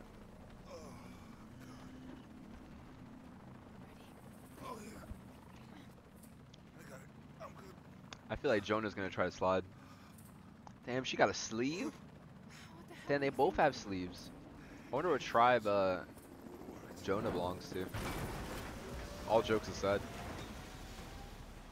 Because he looks pretty tribal, considering that he has actual tribal tattoos. I think he's from Hawaii or some shit. Go, we got this. You met Jonah in the first game, and he was just like this chubby dude. And then the second one, he got a bit of character development, since in the first one, everybody you knew who you were on the voyage with all died. And then, in the second one, Jonah actually dies, and then she resurrects him with some godly power. I couldn't even tell you how she pulled that off, but it definitely happened. Basically, this one guy who was like an alien used his alien powers to bring Jonah back to life. No joke. Oh, I'm dead! See, that's what I was thinking too. I do like plugs points because it is an alliteration. That's why I did it that way with the Z. Plugs points with a Z. I was thinking about doing plugs coins with a Z, but I was like, nah, that sounds whack. I think of plugs points. It has a nice ring to it. I like it. Whoa! How is she jumping so high? What kind of jumping animation is this?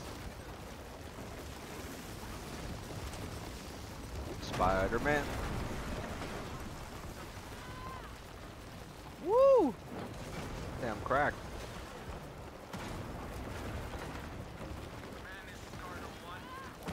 Spider-Man. Oh. Whoa, I died. I just got swallowed by the earth. Alright, no one saw that. Button check. That was an input bug. My controller stalled out on me. Whoa, grab that thing. Woo!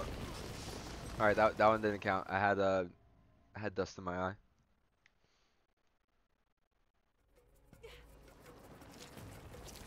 These are all legitimate excuses.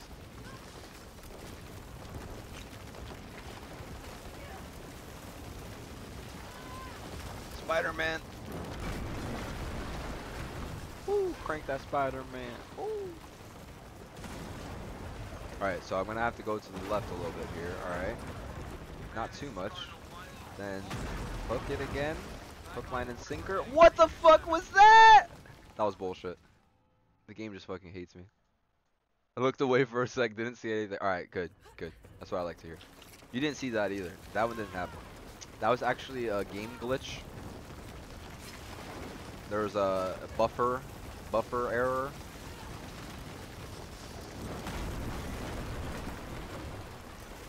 Grab that shit. Okay.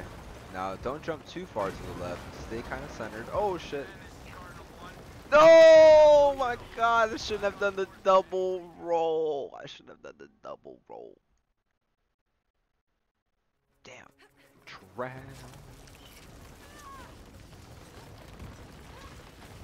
I need to figure out how to use my Twitch Prime sub.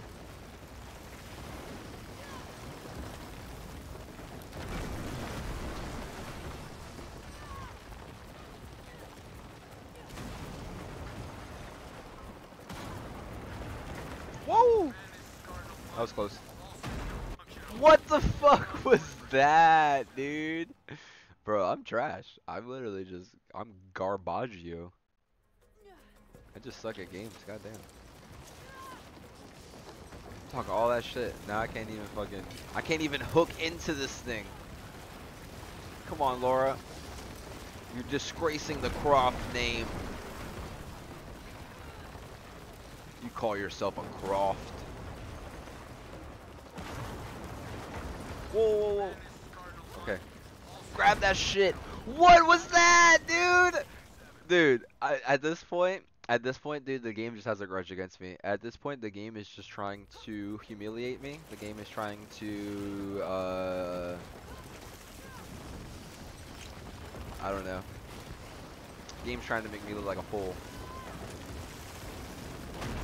Like, alright, that one works. I'm just gonna wait till the utmost last fucking second to throw out my fucking Spider-Man hook.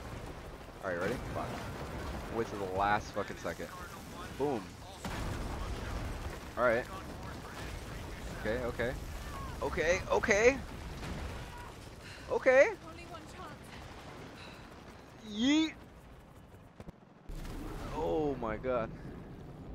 Yeah, yeet. Yeet.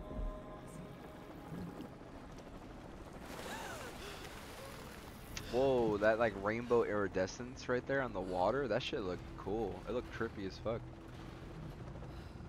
There's like the little rainbows under her fingers.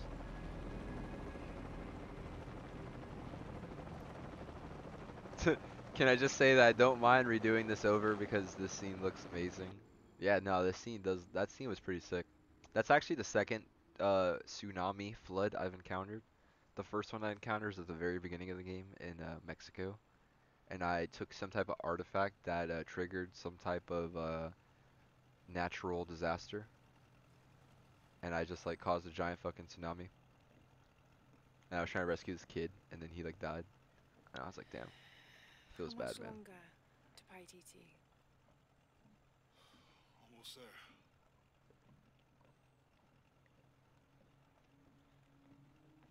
I'm sorry I lost the box.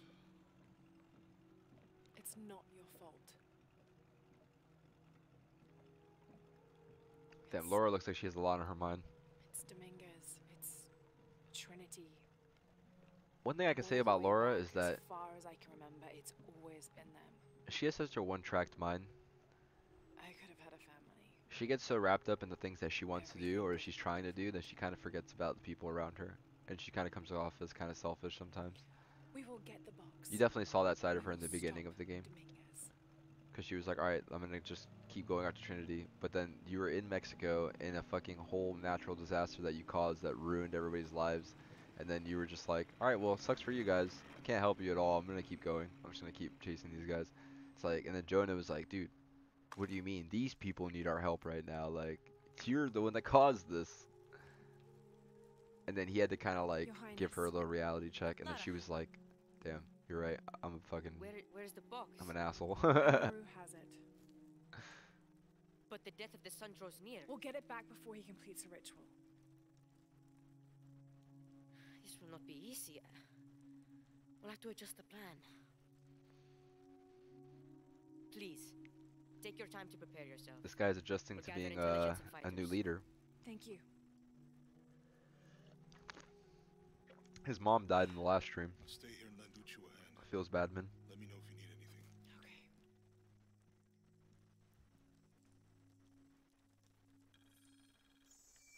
Okay. Okay. Now. I could talk to this fucking little kid now.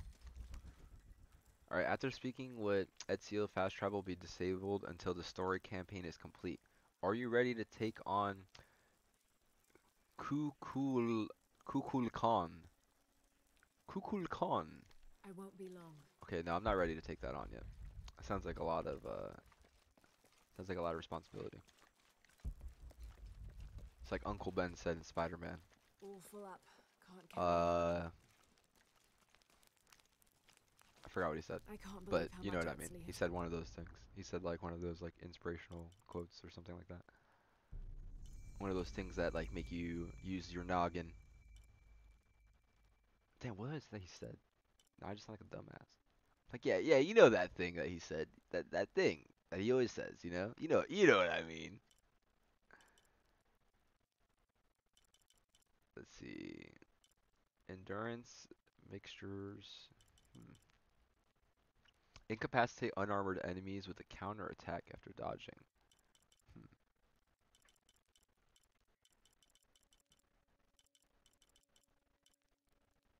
Craft lure traps. I haven't been crafting traps or any of this fucking bullshit. Lure arrows. I haven't been using any of that. Damn. Unarmored enemies. Ignites unarmored enemies. Blinds surrounding enemies. Interesting.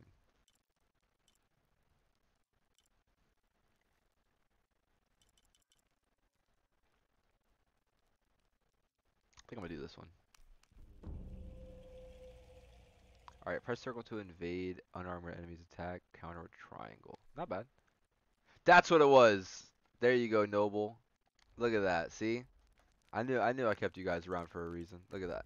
With great power comes great responsibility. There you go. That's the one. That was actually just a test. I was trying to see if anybody would complete it. That was a test. I actually remember that the whole time. I totally didn't forget. I can't. I'm totally like Spider-Man totally isn't my favorite Marvel hero or anything, and I totally didn't just forget that. I promise. My memory is just so good that it has to get kick-started, you know. Especially when I'm testing you guys. I was testing you guys. But now, all jokes aside though, Spider-Man's awesome. I love Spider-Man. How is the plan coming together, Exley? I have so many have fucking old school 90s Spider-Man comics. It's disgusting. I have a whole box.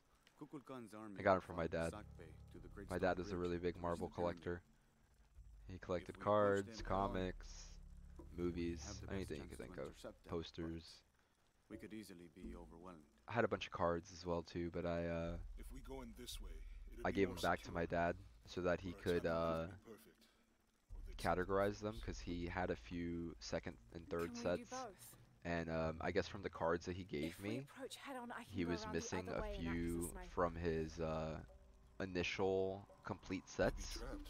Somehow, I don't know, like maybe he just looked over No, them or of he course, without reason, overlooked them or but something.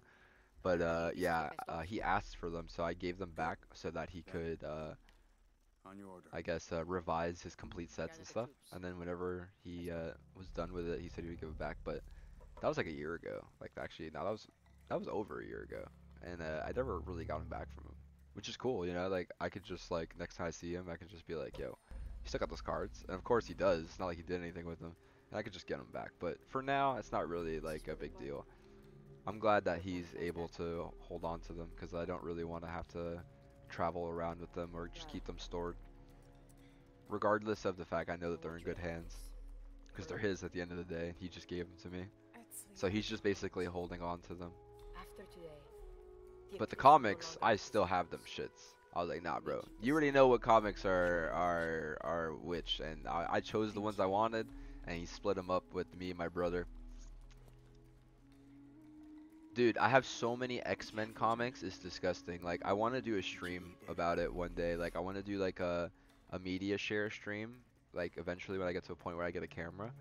And then I want to just do it facing downward at my desk, and then I want to just like just lay out comics and stuff and just go through the pages, go through like the artwork and stuff like that. Dude, I have so much Marvel comics, it's disgusting. Like, I have Iron Man, fucking Avengers, Guardians of the Galaxy, Fantastic Four, Spider-Man, Wolverine, Punisher. I have Venom comics.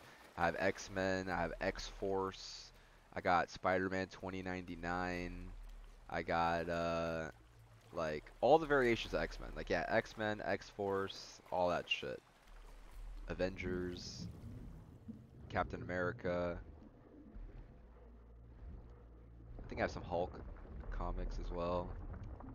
I have one that's like what's that one dude from Marvel vs. Capcom 2? That like white moon looking guy.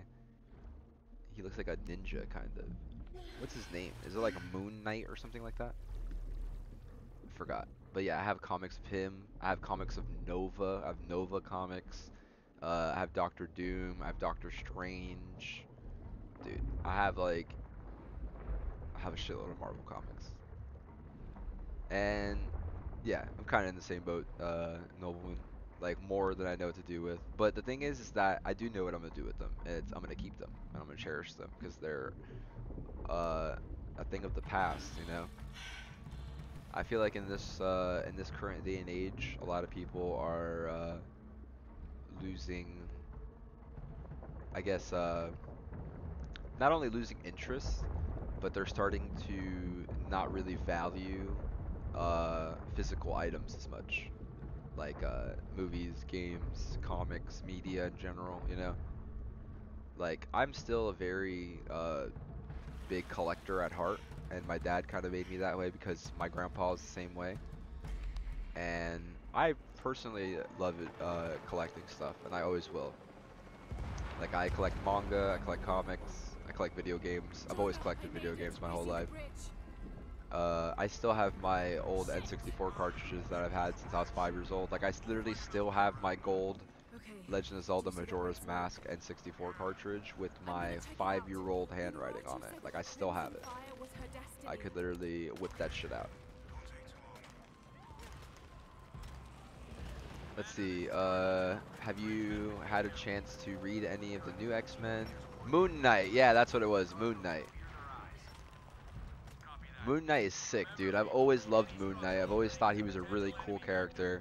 I've always thought he was super underrated as a Marvel character. And then when I saw that Moon Knight was in Marvel vs. Capcom 2, I was like, dude, this game is fucking tight. I was like, I couldn't believe they actually put him in a game and you could play as him and you could fight as him and shit. Like, I used to love having Moon Knight and Strider from the Strider games by Capcom. Like, dude, Strider and Moon Knight in the same squad was always so cool.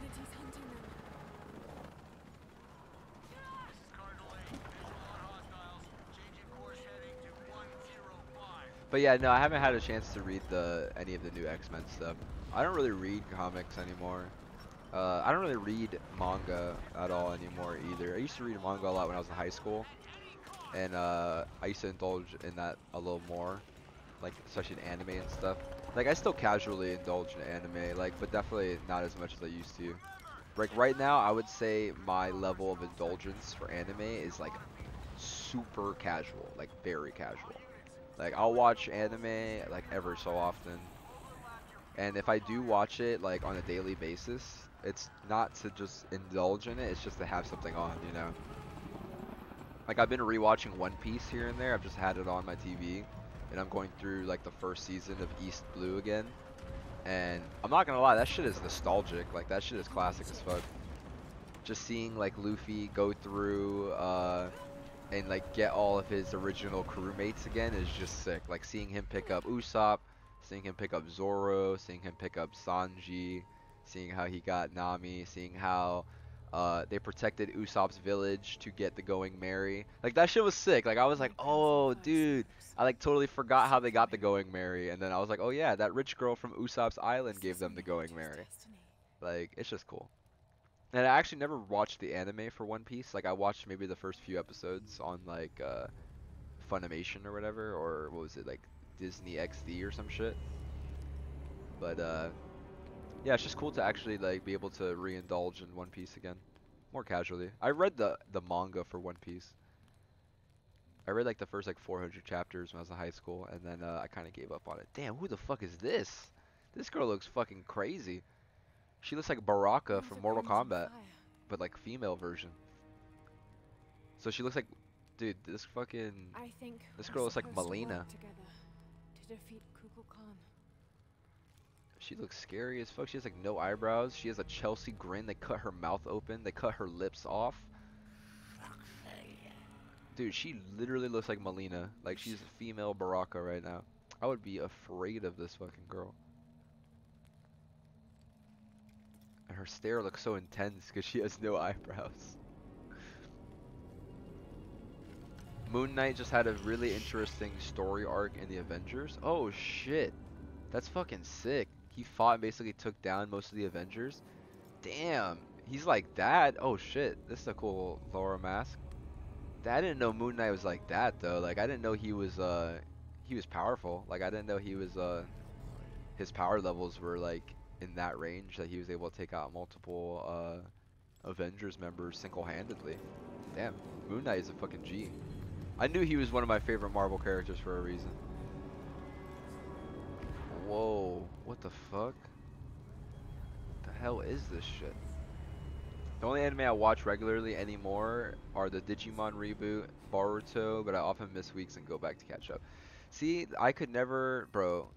I'm not trying to toot my own horn or anything, but bro, I personally am probably like one person that I know knows the most about Naruto out of anybody I've ever encountered in my entire life.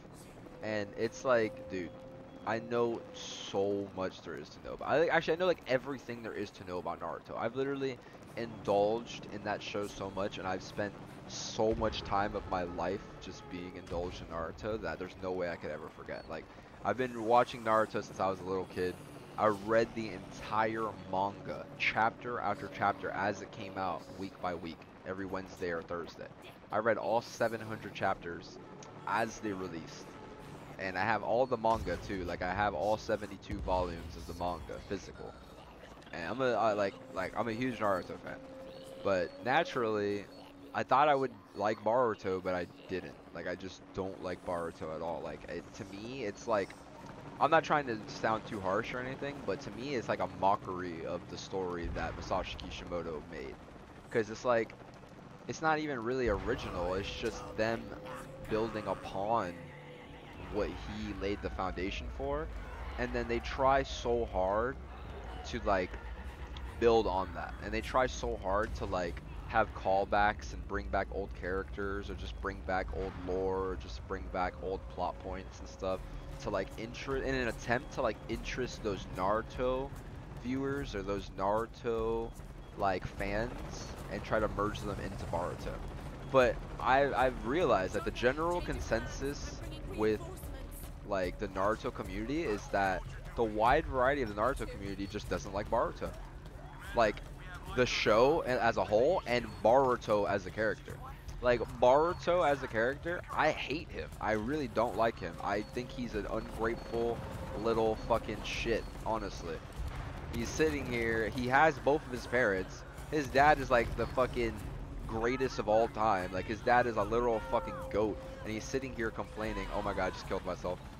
And he's like sitting here complaining, oh, my dad's a Hokage, he never has time for me, he can't play with me, blah, blah, blah. Like complaining about the dumbest shit. It's like, bro, Naruto had to live his whole fucking life as an orphan with no one, nobody. He didn't even know his whole fucking parents for the first like fucking 14 years of his life. He didn't even have a single clue who his damn parents were. And he grew up to be the most kind, thoughtful, and selfless person ever.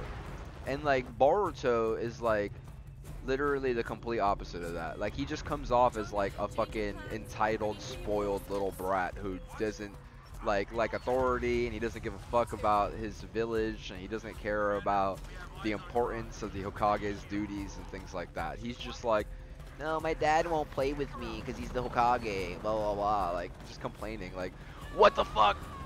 Why did they just die the same way twice? But yeah, I don't know. I'm sure there's some I'm sure there's some parts of Boruto that are good that I haven't given a chance to, but I don't know. Maybe if I were to indulge in Boruto, maybe it would be easier to me to indulge in it via the manga, because I've even watched the anime and I don't even really like the anime. Like, I don't like the art style of the anime. It's too like new age for me. It's too like HD. It's weird. I don't really like it too. Like, the art style, like, it's similar but it's different because it's not made by the same illustrators. And I don't know, maybe I'm just biased because I'm too much of a diehard Naruto fan to give Boruto a chance. I feel like that's what also sells it short for me, is that like I constantly am just looking at it as Naruto Shippuden 2 or something. Like, I'm looking at it as a continuation, but I don't know. I guess I gotta just accept the fact that it's a new story, it's a new generation, it's new characters, and whether or not I like them, I'm just gonna have to get to know them. And until I could get to that point where I accept that fully, I don't think I'll ever indulge in Boruto. And it's hard for me to even get that mindset because, like I said, I feel like they try so hard with Boruto to create callbacks and create like hype around older characters, so that they could, in an attempt to draw in the Naruto fans. Like, I was reading and I saw that they did an anime side arc, or not an anime side arc, but they did like an anime filler in Boruto, where Boruto and Sasuke go back in time to where Naruto was a kid and when Jiraiya was still alive, and then Jiraiya is in the Boruto episode for like the filler. And I'm like, what? Like, they're trying so hard. Like, they literally bring Jiraiya back after all these years and he's in a Boruto episode filler. Like, what? That's how you know they're trying hard and they're reaching to like reach out to the audience of Naruto. Like, they're reaching at that point. Benny said, but it gets so much better later on. He said, let's see, Nobleman said, that show's iconic to me. It's better now though. I don't know the Boruto, but I don't know the character Boruto, but I've grown to like the show. Yeah, see, like, I feel like I'm just gonna have to give it a chance, you know, and indulge into it. And naturally, I feel like I'll like it because I know the whole foundation of what it's built upon. Let's see, Nobleman said, I mean, Boruto got better. Yeah, I got so much better. Benny said, I love that episode. Yeah, no, I watched the clip of it and I was like, damn, this seems fucking nostalgic. I was like, damn, they brought back Jiraiya, and it's like, it's back in that playful time of the story when he was just going around from bathhouse to bathhouse in Naruto, and he was doing his research, quote unquote. His research. They're with you? Kappa. But that show's classic, dude. Ritual is mine to complete. And it was just cool seeing like Boruto like be indulged in that. He's like getting able to see his dad as a kid, and being able to see one of the legendary Sannin, fucking Jiraiya, who is no longer alive. I must protect Paititi. What's sick about Jiraiya as a character is I feel like I didn't even know this. Like, I indulged in all of Naruto and I just found this out like a few months ago, I'm not gonna lie, that Jiraiya, Orochimaru, and Tsunade are probably 3 of the most significant characters in the show, because their existence, down to their names in particular, are solely based off of like Japanese folklore. And even like the book that Jiraiya was writing before he died, and then he's like floating to the down in the water, he said, he's like, all right, well, I guess this is the end of the tale of the gallant Jiraiya. And then I looked into it, and apparently the actual Japanese folklore name was, I think it was The Ballad of Jiraiya the Gallant, or something like that. It was the exact title of his book in the game, or in the anime, which was sick. I was like, damn. And then you see that in Japanese folklore, the 3 main characters in that story of the Gallant Jiraiya are Jiraiya, Tsunade, and Orochimaru. And I'm like, whoa, and it makes a lot of sense because I was looking into it, and Masashi Kishimoto not only did that on purpose, but he did it because of its significance in Japanese folklore.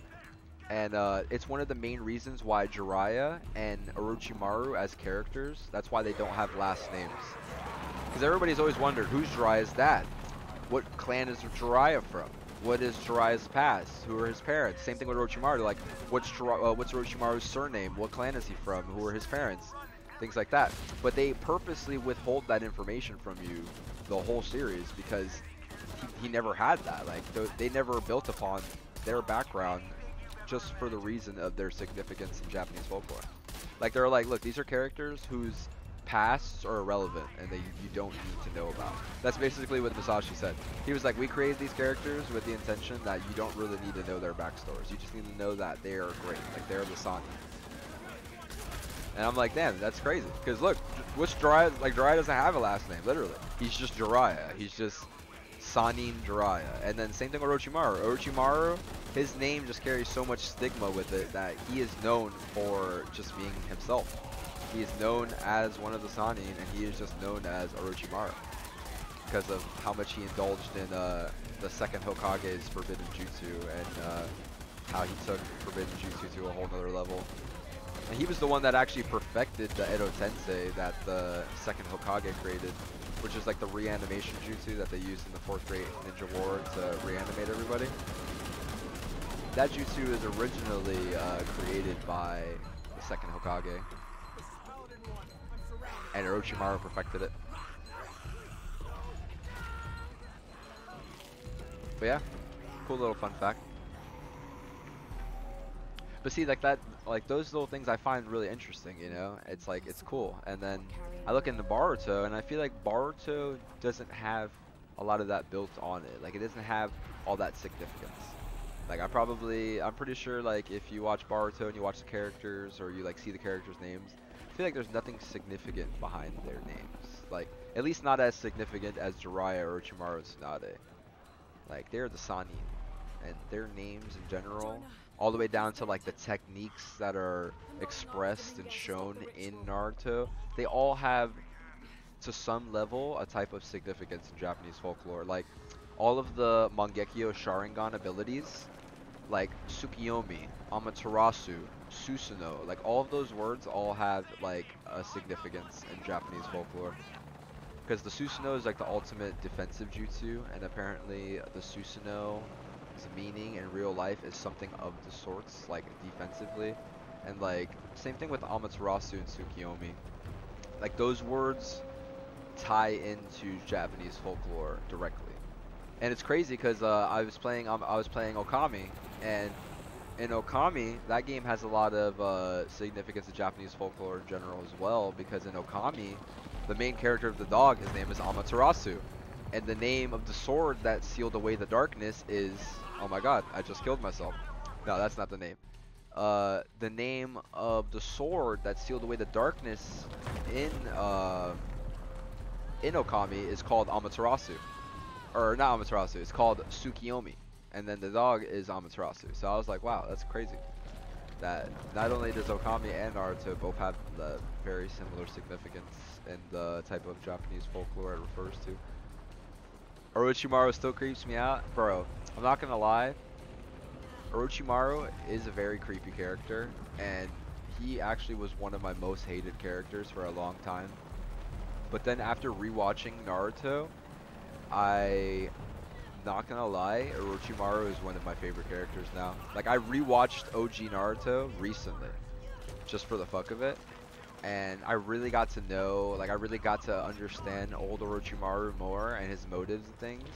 And yeah, he was a piece of shit. Like, sure, like, I didn't agree with him killing Third Hokage, of course, but dude, Orochimaru is just a G. Like, he is very powerful, and he was aware of it, and people just feared him because of how powerful he was.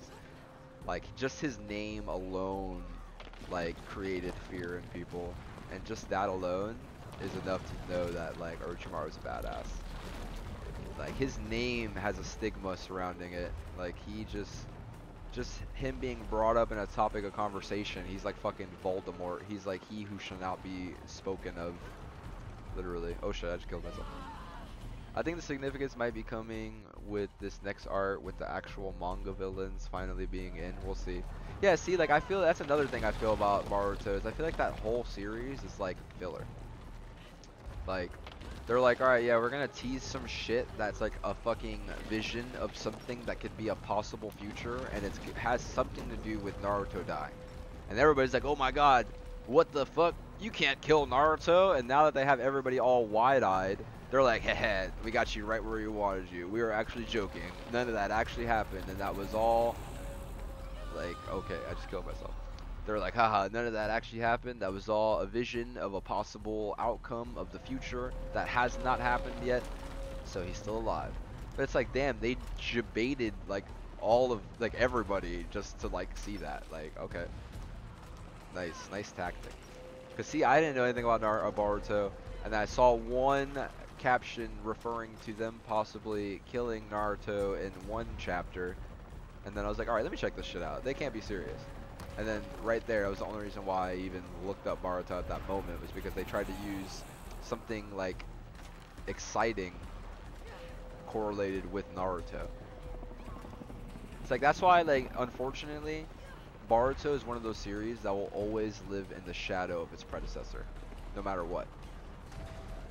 Like, people will look at Boruto, and they, no matter what, instinctively will always try to compare it to Naruto, because it's its predecessor. And I mean, I don't think I can say for certain. Like I said, I've never watched Boruto. I haven't indulged in it enough to form an accurate opinion on it. But I don't know. I can say for a fact that even if I were, not for a fact, but I can say strongly that even if I were to indulge in it and invest a lot of time into it, I guarantee you it does not compare. Like, it doesn't even come close to Naruto. Like, that's just such a well-told story. It's very well thought out. There's no loose ends. So much foreshadowing. So many crazy literary devices that were used in the writing in general of that show. Like, the foreshadowing in that show is just incredible. Like, they set up plot points and they set up things so early on in the show, and they show you things that you don't even think have significance, and then out of nowhere it just comes back to it, and then they remind you of it, and then you're like, wow, I'm a dumbass. They're like, how did I not see that foreshadowing?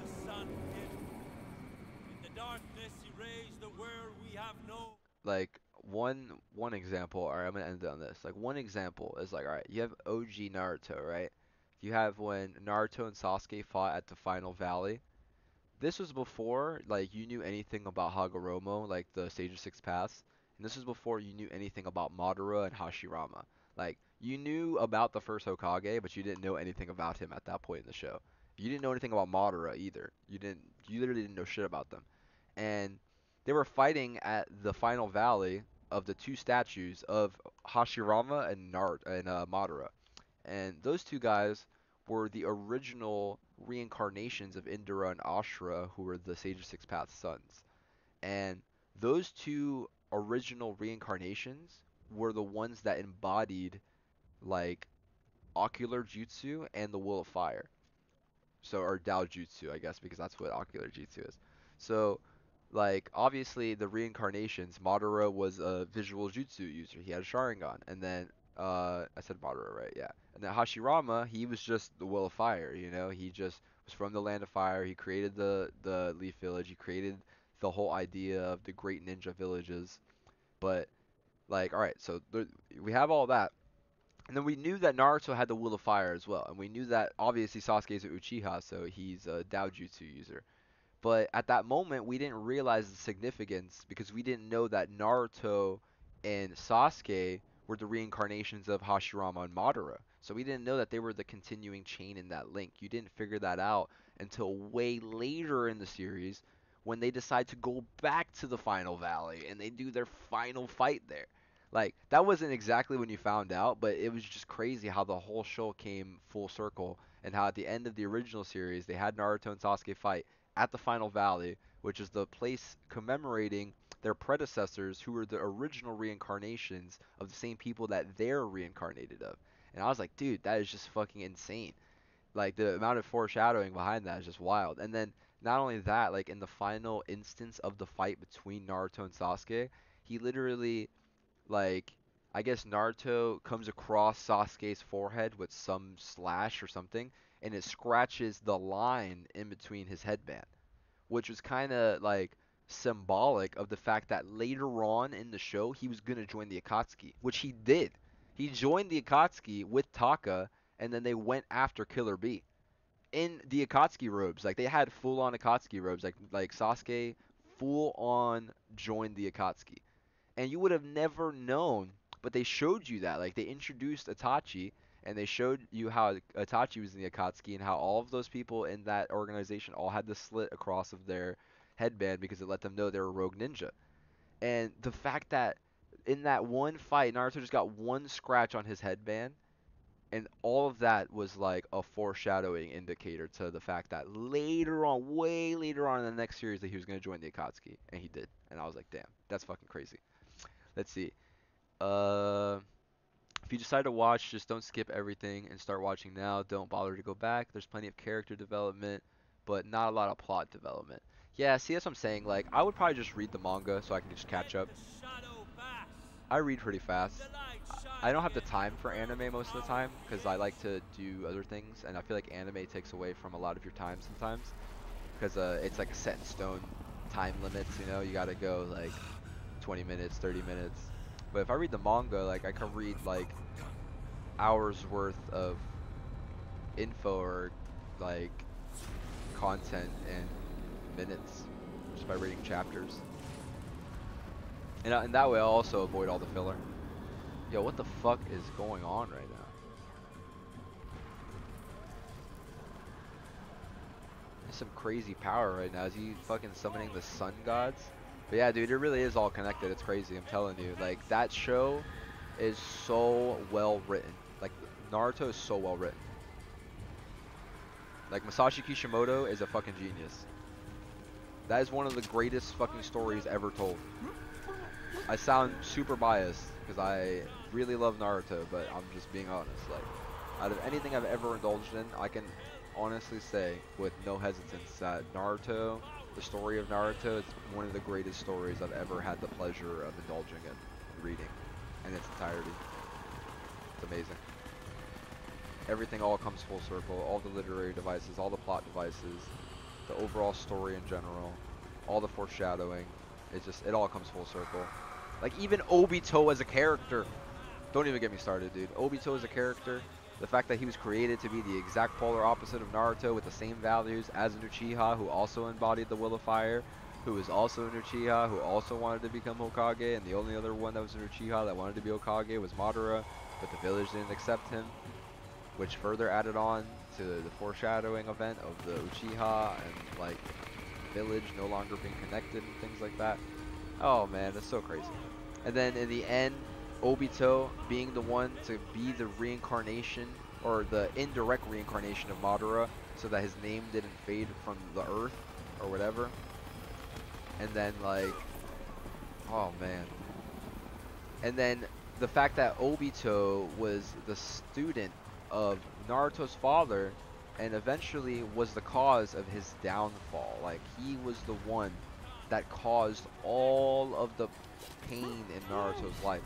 He was the one that killed his parents, unleashed the Nine Tails, caused his life to be what it is, caused his father to sacrifice himself with the Reaper Death Seal, and put the Nine Tails inside Naruto.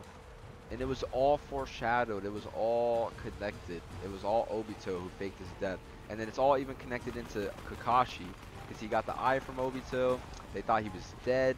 They, like, just made you assume that he was dead. They displayed that information as such, and it just really took everybody by storm. Like, once we all saw that the masked man was really Obito and that he didn't die, everybody was fucking like, yo, what the fuck? Yeah, dude, Naruto's tight. They did a really good job with that story. Like, when I see the story from the back end of things, and I see what happened to Minato and Kushina and how it was Obito's fault, I always feel so bad. And I always, like, I'm not gonna lie, I've teared up watching that shit. I'm like, dude, those were the best fucking parents ever, man. Minato and Kushina were the best one-day parents you see in the entire series.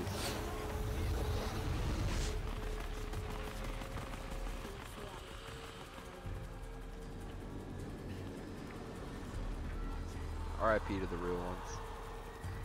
Minato is actually also one of my favorite characters in the entire series. That boy, the Yellow Flash, man. He was the fastest shinobi on the planet. He was the fucking Yellow Flash, dude. There was no shinobi faster than him. Even the Raikage couldn't surpass his speed. While the Minato was alive, the Raikage claimed himself to be the second fastest shinobi because he knew that he was nowhere near as fast as the Yellow Flash.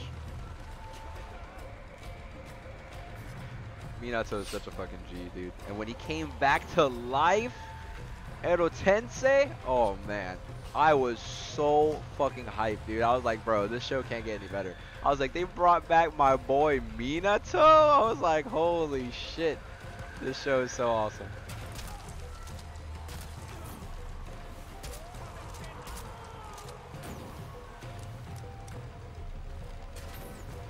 Boss fight? Whoa, what was that? Did he just one hit kill me? Why did I just hear R2-D2?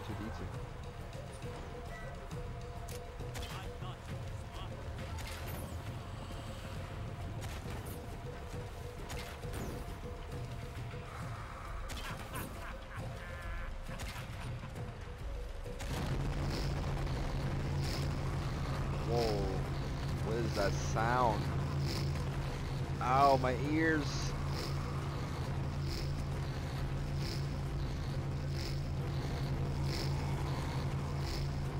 What are these sounds?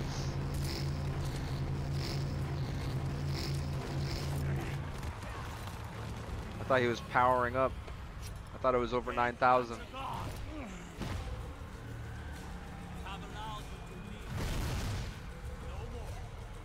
Oh, I got the power.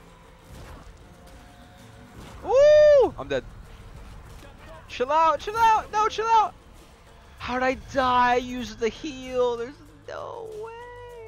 I can't believe I died. I totally used the heal there.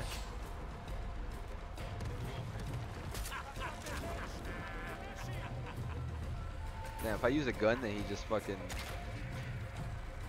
sits my ass down.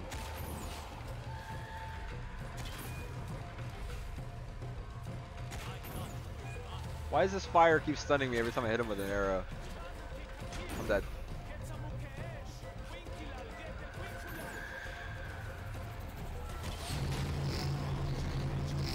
Alright, I got him into the second boss phase. It's over 9,000.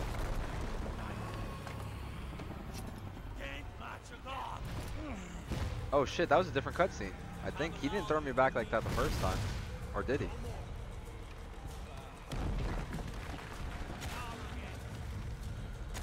Back up!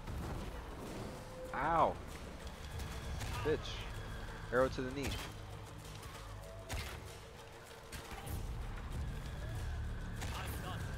Stop moving. Okay, phase 2. Phase 3.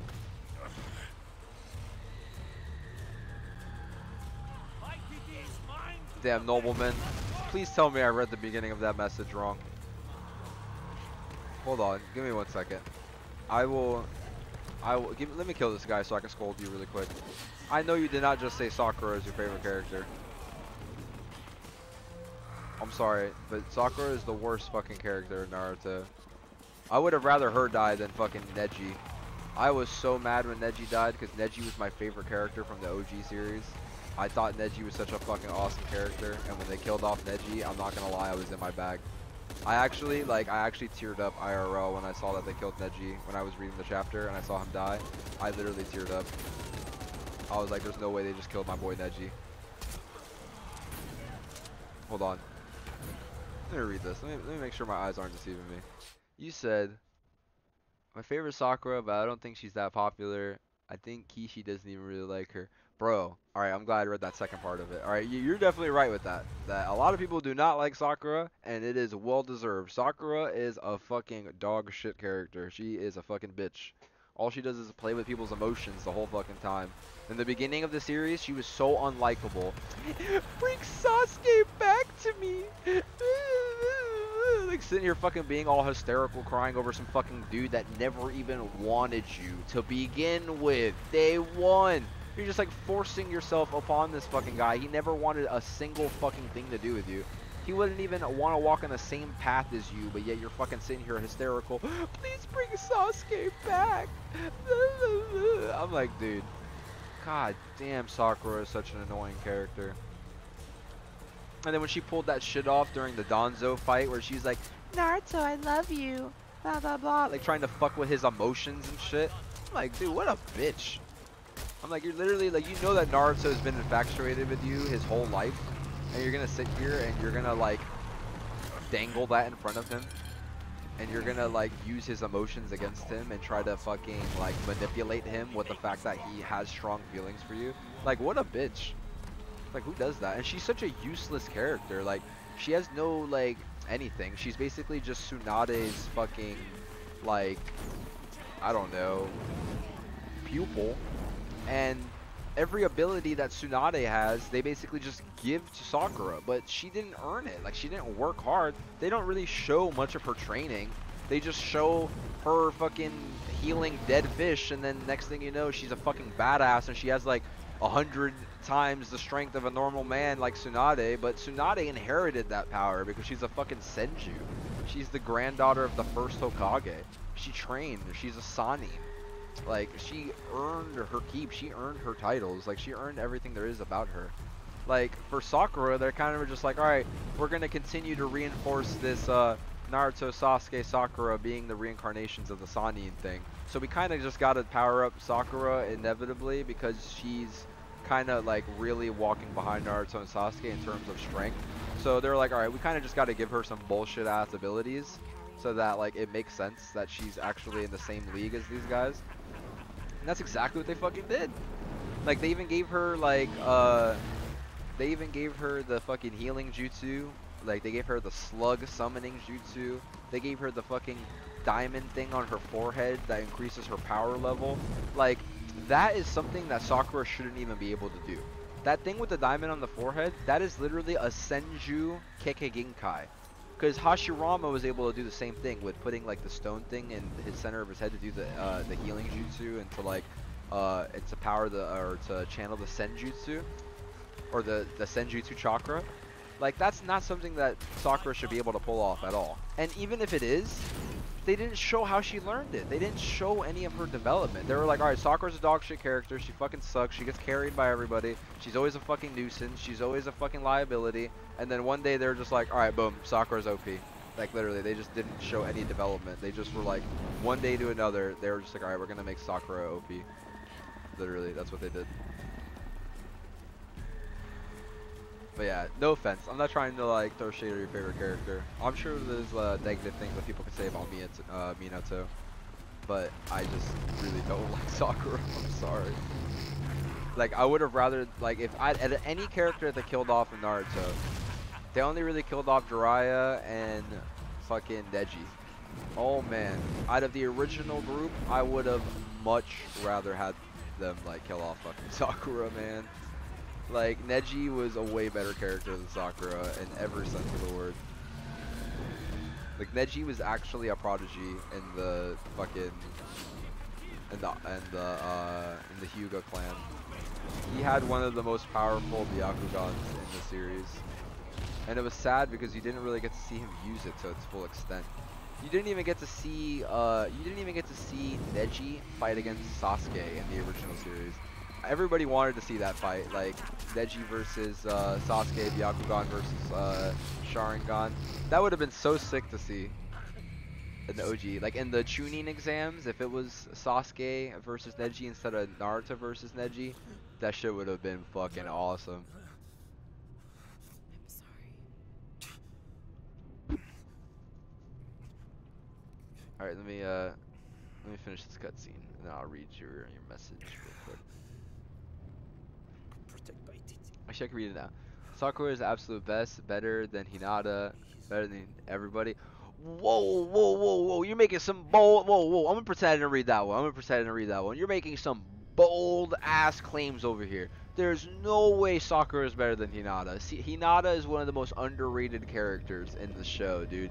Hinata, like, just her overall persona as a character, just being that shy girl who's very thoughtful and who's always lurking in the shadows, like, Hinata is such an underrated character because despite always feeling like people had to come to her aid, she actually was able to fend for herself in a lot of scenarios, and turned she actually turned the tides in certain scenarios. Like when Pain invaded the village, like she fucking put on those combat boots and she was like, yo, I'm gonna fucking fight for Naruto. I don't care if it means me almost fucking dying.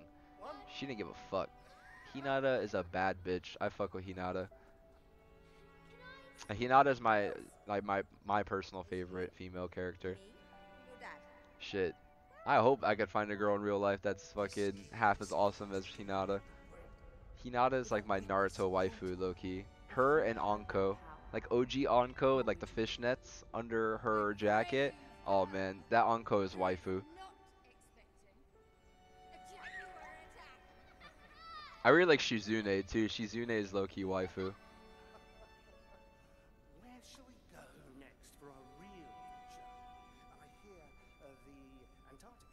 Alright, I'm gonna read the rest of these messages after the cutscene.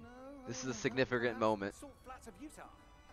Mr. Croft, little Laura, and Mr. Croft. Goodbye, Mom. Goodbye, Dad. Oh man, the feels, man. The feels. The Bible thump.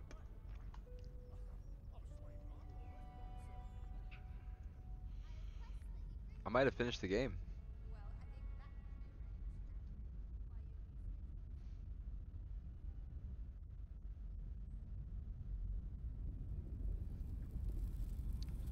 Bible thump.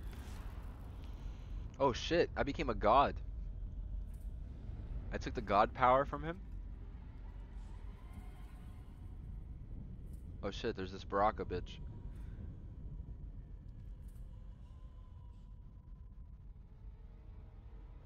When the catastrophes come, the god Kukulkan must be sacrificed to power the sun. Otherwise the world dies. Sacrifice a god?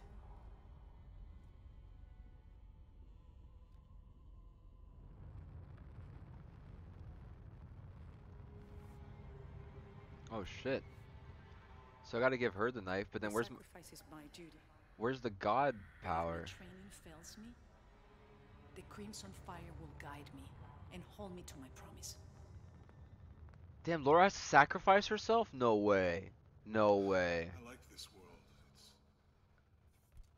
It's not perfect. But everything I love now is in it. She's gonna stab her with the knife? After today, the eclipse will no longer represent us. There's no way, dude. We're not gonna kill Laura, bro. There's no way. Come on, man. Please. Please, Laura. I will. Oh, okay. Oh, man. It didn't stab her. It's just extracting the god power from her. Holy shit. This is quite the chain of events happening right now.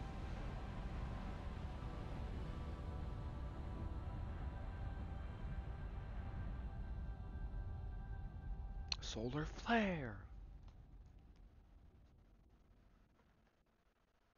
Damn, was that it? 2 days later. Alright, let's see. We don't talk about the beginning. That never happened. I don't acknowledge part 1 Sakura. See? You see, you can admit, dude, part 1 Sakura is so cringe, dude. Like, I rewatched it recently, and I was like, God damn, I fucking hate Sakura. I'm like, holy shit. My mother. Her power comes from her chakra control, though, which is hinted at from the beginning. Like you said, it was She will be foreshadowed. venerated for generations. Okay, I'll continue reading this. Didn't they show some of her development later though? In like, I feel like I definitely saw her in her and Ino training under Tsunade. No, yeah, that's what I'm saying. They showed them training under Tsunade because they were her pupils, but like they were just training. Like that's it. Like it was just training in normal medical ninjutsu. It wasn't like anything crazy. Then the fact that it shows that Sakura learned the summoning jutsu to the slug and like had the senju power of the forehead crystal that was the senjutsu release or whatever. They never showed her learning any of that. They kind of were just like pulled that shit out of their ass. Like one day they were just like, Masashi was just like, all right, just give her those abilities. We're not gonna build upon how she learned it or show any of that development at all. Just one day she's gonna go from this level to that level, and we're not gonna explain how, show how. We're just gonna leave that, and we're just gonna see how people feel about it. I think I'll stay. Like I was like, what? And restore a few more artifacts? Dude, nah, honestly, I like Tenten. Tenten is a cool character. But you're right, Tenten is also very irrelevant. She's definitely the most irrelevant character. Like, even Kiba had more relevance. And Kiba's the most irrelevant male character, definitely. And I would say Tenten's the most irrelevant female character. I want to be around the living. She had no real ninjutsu. All she did was fucking throw kunai everywhere. Don't you have to pack or something? Now you are stuck with me. And then in the end, after the war, like, she didn't do anything. She just opened, like, a weapon shop. And then she's kind of just chilling because it's in a time of peace. So nobody was really buying ninja weapons anymore. So she was kind of just like, well, fuck. Anytime. You just say the word. Have you seen Anko now? Dude, I have seen Anko and what they did to her in Boruto. They made her fat as shit. And I was so disappointed. I was like, how are you gonna do that to Anko? It's like, no, bro. I'm not proud to say, but I totally did look up Anko hentai when I was younger. I swear. I have no shame in admitting it. I'm pretty sure at one point or another in our adolescence we looked up Naruto hentai at one point or another.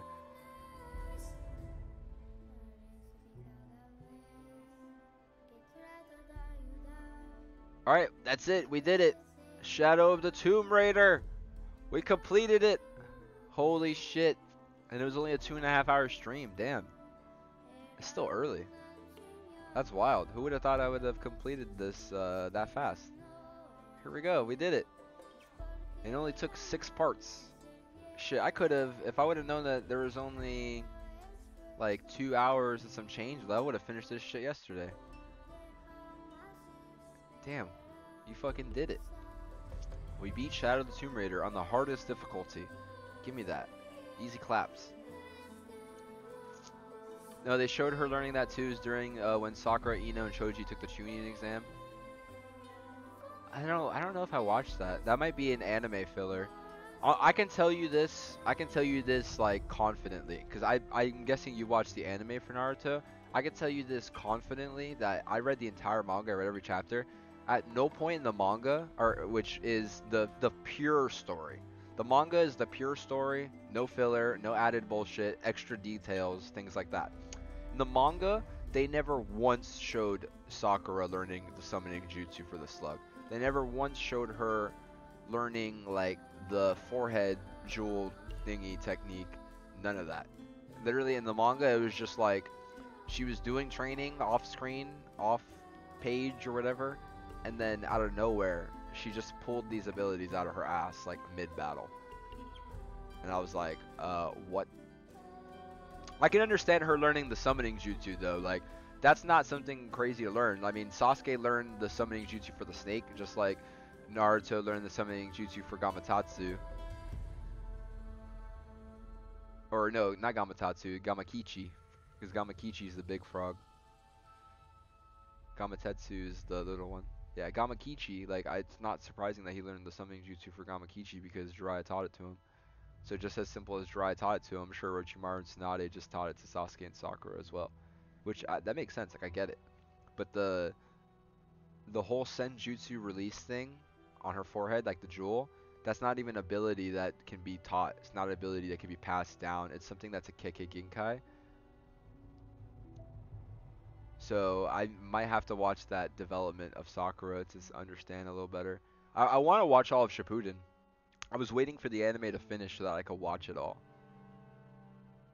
And then what I'm going to do is I'm going to look up the episode tracker of the filler, and I'm just going to skip all the filler episodes. Or maybe I'll watch the filler, who knows. But I do want to watch the whole anime, because I want to watch the whole 4th Great Ninja War animated. I've been looking forward to that.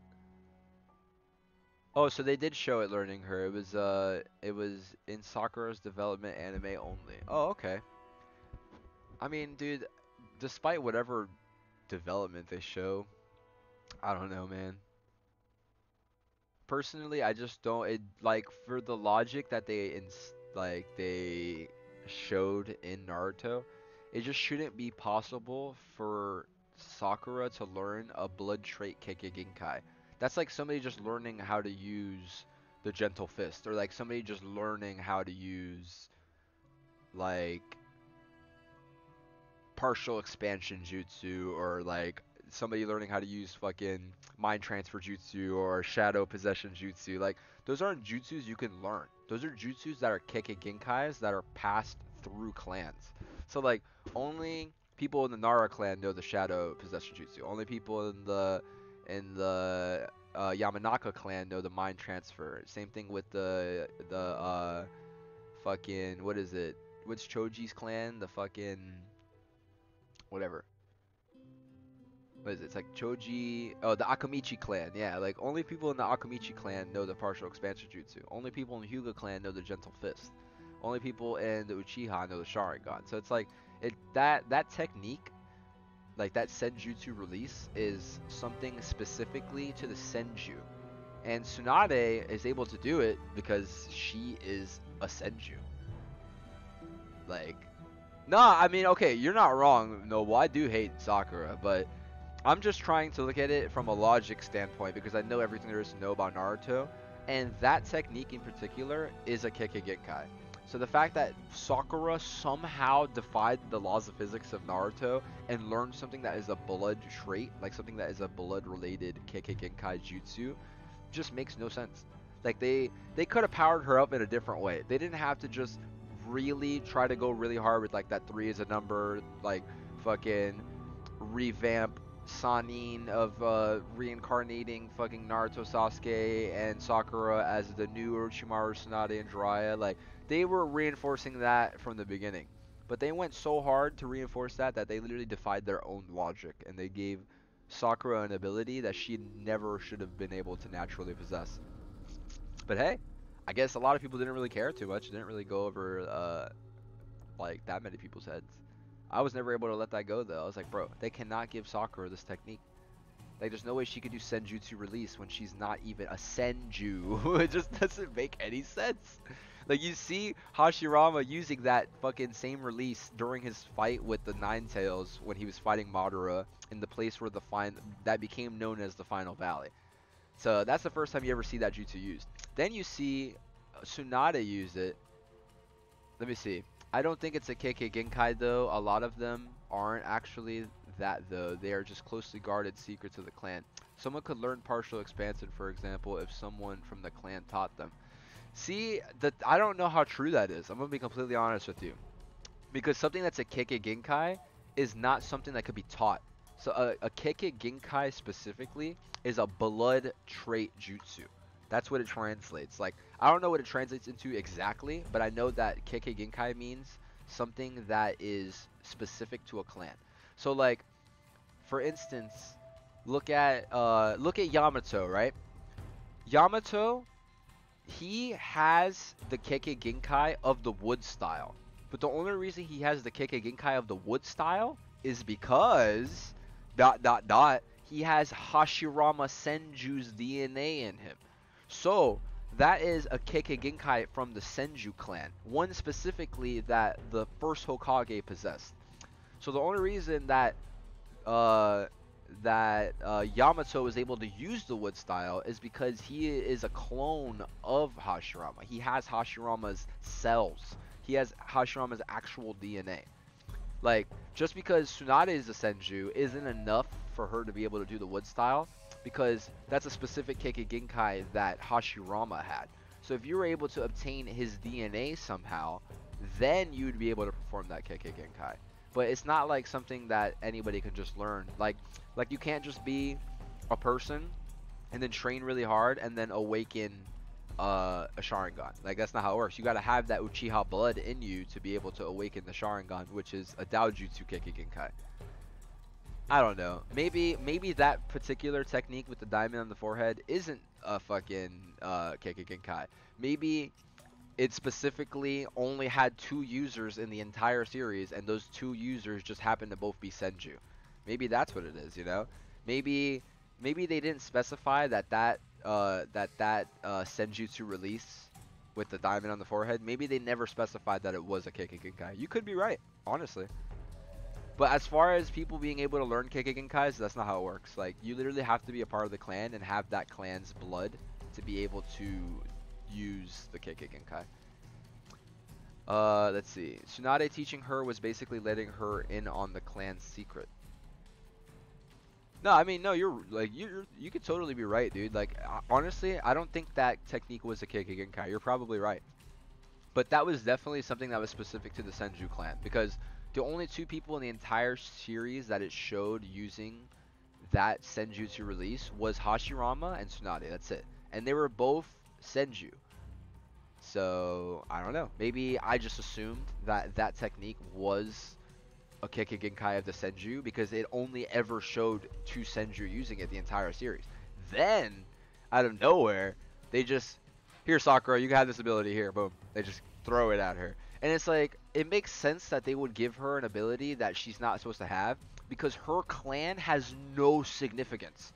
Like, Sakura as a character, she's just so irrelevant, and she had her clan, her history, and her backstory is just so irrelevant. Like, it's so watered down and it's so fucking bad that they were like, alright, we gotta give her something. Like, we gotta give her something. She does not have much to work with. Like, what is the Haruno clan? That's not even a thing. There is no Haruno clan. Like, her predecessors and like her parents and like the people behind her have no significance whatsoever. Like, every other character in the show, actually their predecessors have significance and they explain their significance. Like Inoichi, Choza, Shukaku, like all of Ino, Choji, and Shikamaru's parents, they all have a shitload of significance. Look at fucking Sasuke's father. He has a shitload of significance. He was the head of the Uchiha police force. Look at Naruto's father. He was the 4th Hokage. He was fucking Minato. Look at Neji and Hinata's parents. They were the fucking Hyuga clan elders. Like, I mean, even Tenten. Like, Tenten's on the same level. You don't know anything about Tenten. You don't even know Tenten's fucking last name. You don't even know if she belongs to a clan or anything. Like, she's also a very insignificant character. But, like, we knew that. Like, we knew she was going to be just a minor character that was, like, just used to fill roles and things like that. But Sakura, like, dude, she didn't have shit to work with to begin with. And in part 1, people hated her so much. So they were like, alright, we got to kind of undo this thing that we did of creating this stigma around Sakura, people hating her. So they're like, alright, maybe if we, like, power her up a bit and we don't make her feel like such dead weight, then maybe people will start to like her more. And I feel like they kept that in mind when they gave her those abilities that Tsunade has. Because, I don't know. I mean, they had to. She didn't really have much working for her. She didn't have, like, a cool clan or a cool last name or anything helping out. Like, even Naruto, like, his last name is significant. Like, his family is significant. His mother is... Which makes no sense because Naruto should technically be named Naruto Kamikaze. Because you're supposed to take after your father's name. So, but he took after his mother's name for some reason. He's Naruto Uzumaki, and his mother was Kushina Uzumaki. And the Uzumaki, as a whole, is its own clan. And they all have specific traits, which is the spiky, like, reddish hair. Because look at Kadin. Like, nobody realized that, but then, like, we had Kadin come out of nowhere as a character, and Kadin is Uzumaki. So in one way or another, Kadin's actually related to Naruto. Like, they have the same blood. Like, they're literally part of the same clan. Whether Naruto acknowledges that or not, or whether she acknowledges or not, they're both Uzumakis. And you can see that from their traits, because just like how Naruto's mom Kushina had the red hair, Kadin also had the red hair. And I don't think there's any significance, but Kadin and Kushina, both of their names also started with K. But I don't think that's really significant. More of a coincidence, if anything. Let's see. Shizune tried to learn it too, but she said she didn't have the chakra control. Sharingan and Byakugan are bloodline limits. Something like Shikamaru, Ino, and Choji's jutsu are not bloodline, but instead clan secrets. I mean, I guess. I mean, you can look at it that way, but I don't know. Maybe you're right. Maybe they're not considered Kekkei. But all I know is you don't see people that aren't part of the Aburami clan just coming out of nowhere and controlling bugs. That's all I'm gonna say. Like, everybody who's part of the Aburami clan, along with Shino and that one dude that traveled with Danzo, they were all part of the Aburami clan. And because of that, they had that special ability to control the bugs in the manner that the Aburame were able to. Nobody outside of that clan was able to do it. So, realistically, it is a bloodline thing, because if you weren't an Aburame, like Shino, like if you didn't have that last name, odds are you wouldn't learn it ever your entire lifetime. Nor would they be willing to teach it to you. Nor will you even be able to have like the foundation to learn it as easily as those that have their predecessors mastering it, you know? Like if you come from a long list of a whole generational like clan of Aburame, then it's definitely going to come more natural to you to learn the clan's jutsu. If you're an outsider, you're not part of that clan, the odds of you learning that jutsu are like slim to none. Because not only will you have more difficulty learning it because you don't have the DNA for it, but you're not going to find somebody that would just be willing to pass off the Aburame's name in a jutsu form to somebody who's not an Aburame. That never happens. You don't see that at all in the entire series of Naruto. You never saw somebody with a partial expansion jutsu that wasn't part of Choji's clan. You never saw somebody use shadow possession jutsu that wasn't part of like the Nara clan, and you never saw like basically any of that. You never saw clan specific jutsus used outside of their clans ever. That's never a thing that ever happened in Naruto. Let's see. Chakra combination are Kekkei Genkai as well, but I don't think Tsunade's is. Yeah, you're probably right, dude. You're probably totally right. Like that thing is probably like that thing on the forehead of the jewel is probably something that is achieved through crazy levels of chakra control. That's why when Shizune tried to learn it, she probably wasn't able to because she probably hadn't achieved that level of chakra control yet. So you're probably totally right, dude. Honestly. You can take the clan name. Namikaze probably isn't a clan. Like, Ino's kid took her last name because Sai doesn't have a clan.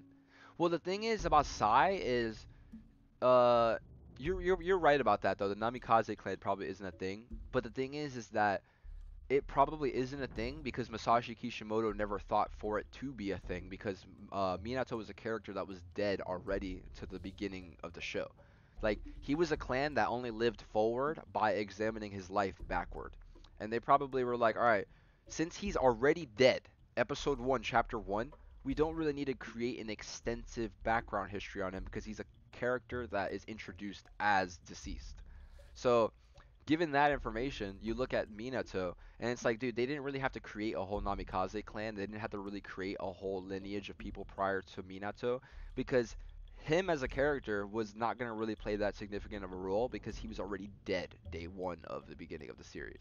So they were like, alright, we're just going to, like, Minato is just somebody from the village, like, who trained under Jiraiya. We know that much. So he had some influence from the Sannin.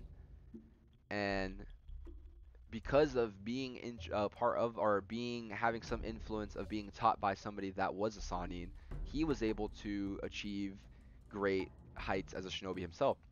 And then also taking it full circle and then showing that he was the sensei of fucking Kakashi and Obito, which were two also main characters that were going to play into the whole story, especially Obito because he's the whole reason everything happened in Naruto. They probably just did it in that sense. They're like, alright, he's just some kid. He trained under Jiraiya. He became a prodigy. He became known as the Yellow Flash of Konoha. Then he trained Obito and Kakashi, made Kakashi become like the greatest fucking shinobi ever after him in the Anbu Black Ops, and the only person that ever surpassed him in the Anbu Black Ops was Itachi. So, yeah, they just did it in that sense because they were like, alright, we're going to make Minato out to be one of the greatest shinobi, but we don't really need to give him that much backstory because he did the ultimate sacrifice as a shinobi and as a Hokage, and he sacrificed himself for the sake of his village. So I feel like they use that as well as a theme to represent him as a character. They're like, he cared so much about his village that he literally sacrificed his own life for the livelihood of his village, despite only being Hokage for like less than a year when he did die. Let's see. You don't see it because they would share their clan secret, but if someone was adopted, they could share the secret.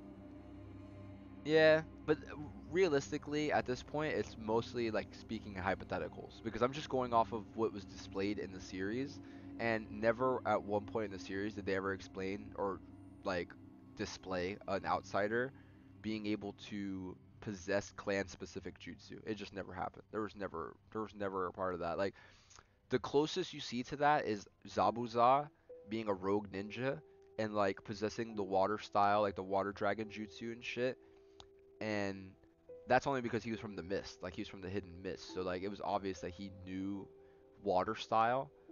But like Kakashi being able to copy that jutsu is only because of the Sharingan. So the only time like that would matter is if it was somebody who had a Sharingan, then maybe they would be able to replicate just solely based off having the Sharingan their ability to produce a jutsu that was like not clan specific.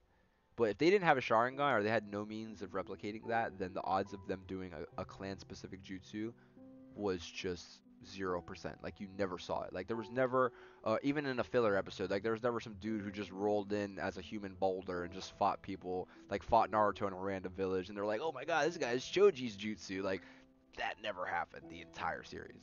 Nor would they ever have that happen because it would kind of just go against certain things that they laid out for the lore. But no, I get what you're saying completely. I wish Naruto and Karin would acknowledge each other as family. For real though, like that would be cool. Maybe they did later on in the series, but they did after she turned herself in to the village. They actually continued to allow her to stay there, and she actually worked, I think, as like a medical ninja or something. But I know she did something in forms of healing or something positive for the village after they acquired her. Like it bothers me that they never acknowledge each other. Yeah, no, for real. Like Karin and Naruto never once acknowledged each other. But it's like I then again Naruto isn't really the brightest, he isn't the brightest crayon in the box, but at the end of the day, I feel like he probably would have saw that she had Uzumaki as her last name and just it would have sparked something in him. He would have been like, "Oh shit. This girl has my same last name. She might know something about my clan. She might know something about my mom. She might know something." Like he didn't even ask. Like he's so quick to like fucking get the life story of every fucking person, but then this one person who comes along and who has red hair like his mom and has the same last name as his mom and the same last name as him, he just has nothing to say to her. He has no words for her, no questions for her. He's like, "Oh, okay, what's up? What's up, red-haired fucking girl that travels with Sasuke and likes to fucking let people bite them or let people fucking bite her to recover their chakra?" I had it all wrong. I thought that taking control of my life meant venturing out to do something extraordinary.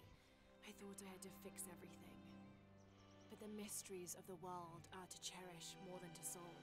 I'm just one of their many protectors. No, but you're right though. It is weird that they don't acknowledge each I'm other. not sure what the future has in store, Jonah, but whatever adventure's on the horizon, I can't wait to meet it.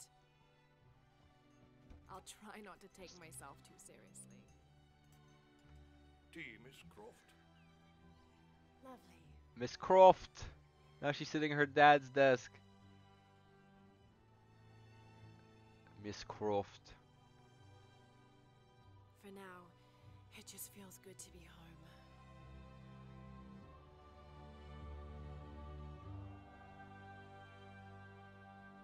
Yeah, you're right though. He did have family. But I don't know. I feel like people in the same clan don't really look at each other as family. Even though they are, like, but from an extended family point of view. Like it's like Sasuke, like he wouldn't go around to everybody in the village and look at them all as his family. He looked at them as his clan. Like his only family was like his aunt and uncle, his mom and dad, and then his brother. That's it. Those are Sasuke's only real family. Like I'm sure all those other people were related to him in some other way, like somewhere down the line, just because they all shared the same DNA and the same bloodline traits, but they weren't like directly related, if that makes any sense, if you get what I'm trying to say. So that same thing applies to Karin and Naruto. Like they probably don't share the same lineage, but somewhere down the line, their ancestors definitely like crossed paths and made it possible for them to both exist. But yeah, we did it. That was holy shit. That was Shadow of the Tomb Raider, Part 6 finale. We fucking did that shit. I completed the game at 67.71. So who would have thought that I was only fucking 12%? No, I was 13% away from completing it yesterday. I could have completed this game yesterday. But yeah, I think I'm gonna go ahead. I've been streaming for close to 3 hours. I think I'm gonna go ahead and I'm going to call it a night here, because I completed my goal, which was trying to complete the game. And I was gonna fucking stream this today and tomorrow if I had to. I was gonna be like, yo, I'll knock this shit out back to back to back if I have to beat this game. But hey, I didn't have to do that. So yeah, this was Shadow of the Tomb Raider Part 6, also the finale.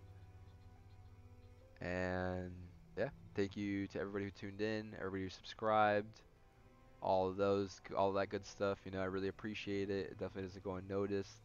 And thank you very much for joining me on this adventure. You know, it was quite the journey.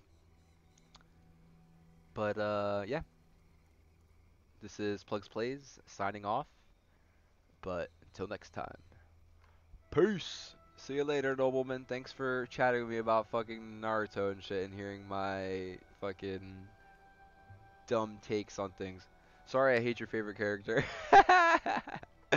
Have a great night, nobleman. Yo, thanks again for the sub also. I really appreciate it, my dude. I hope you have a great rest of your night. But yeah, till next time. Peace!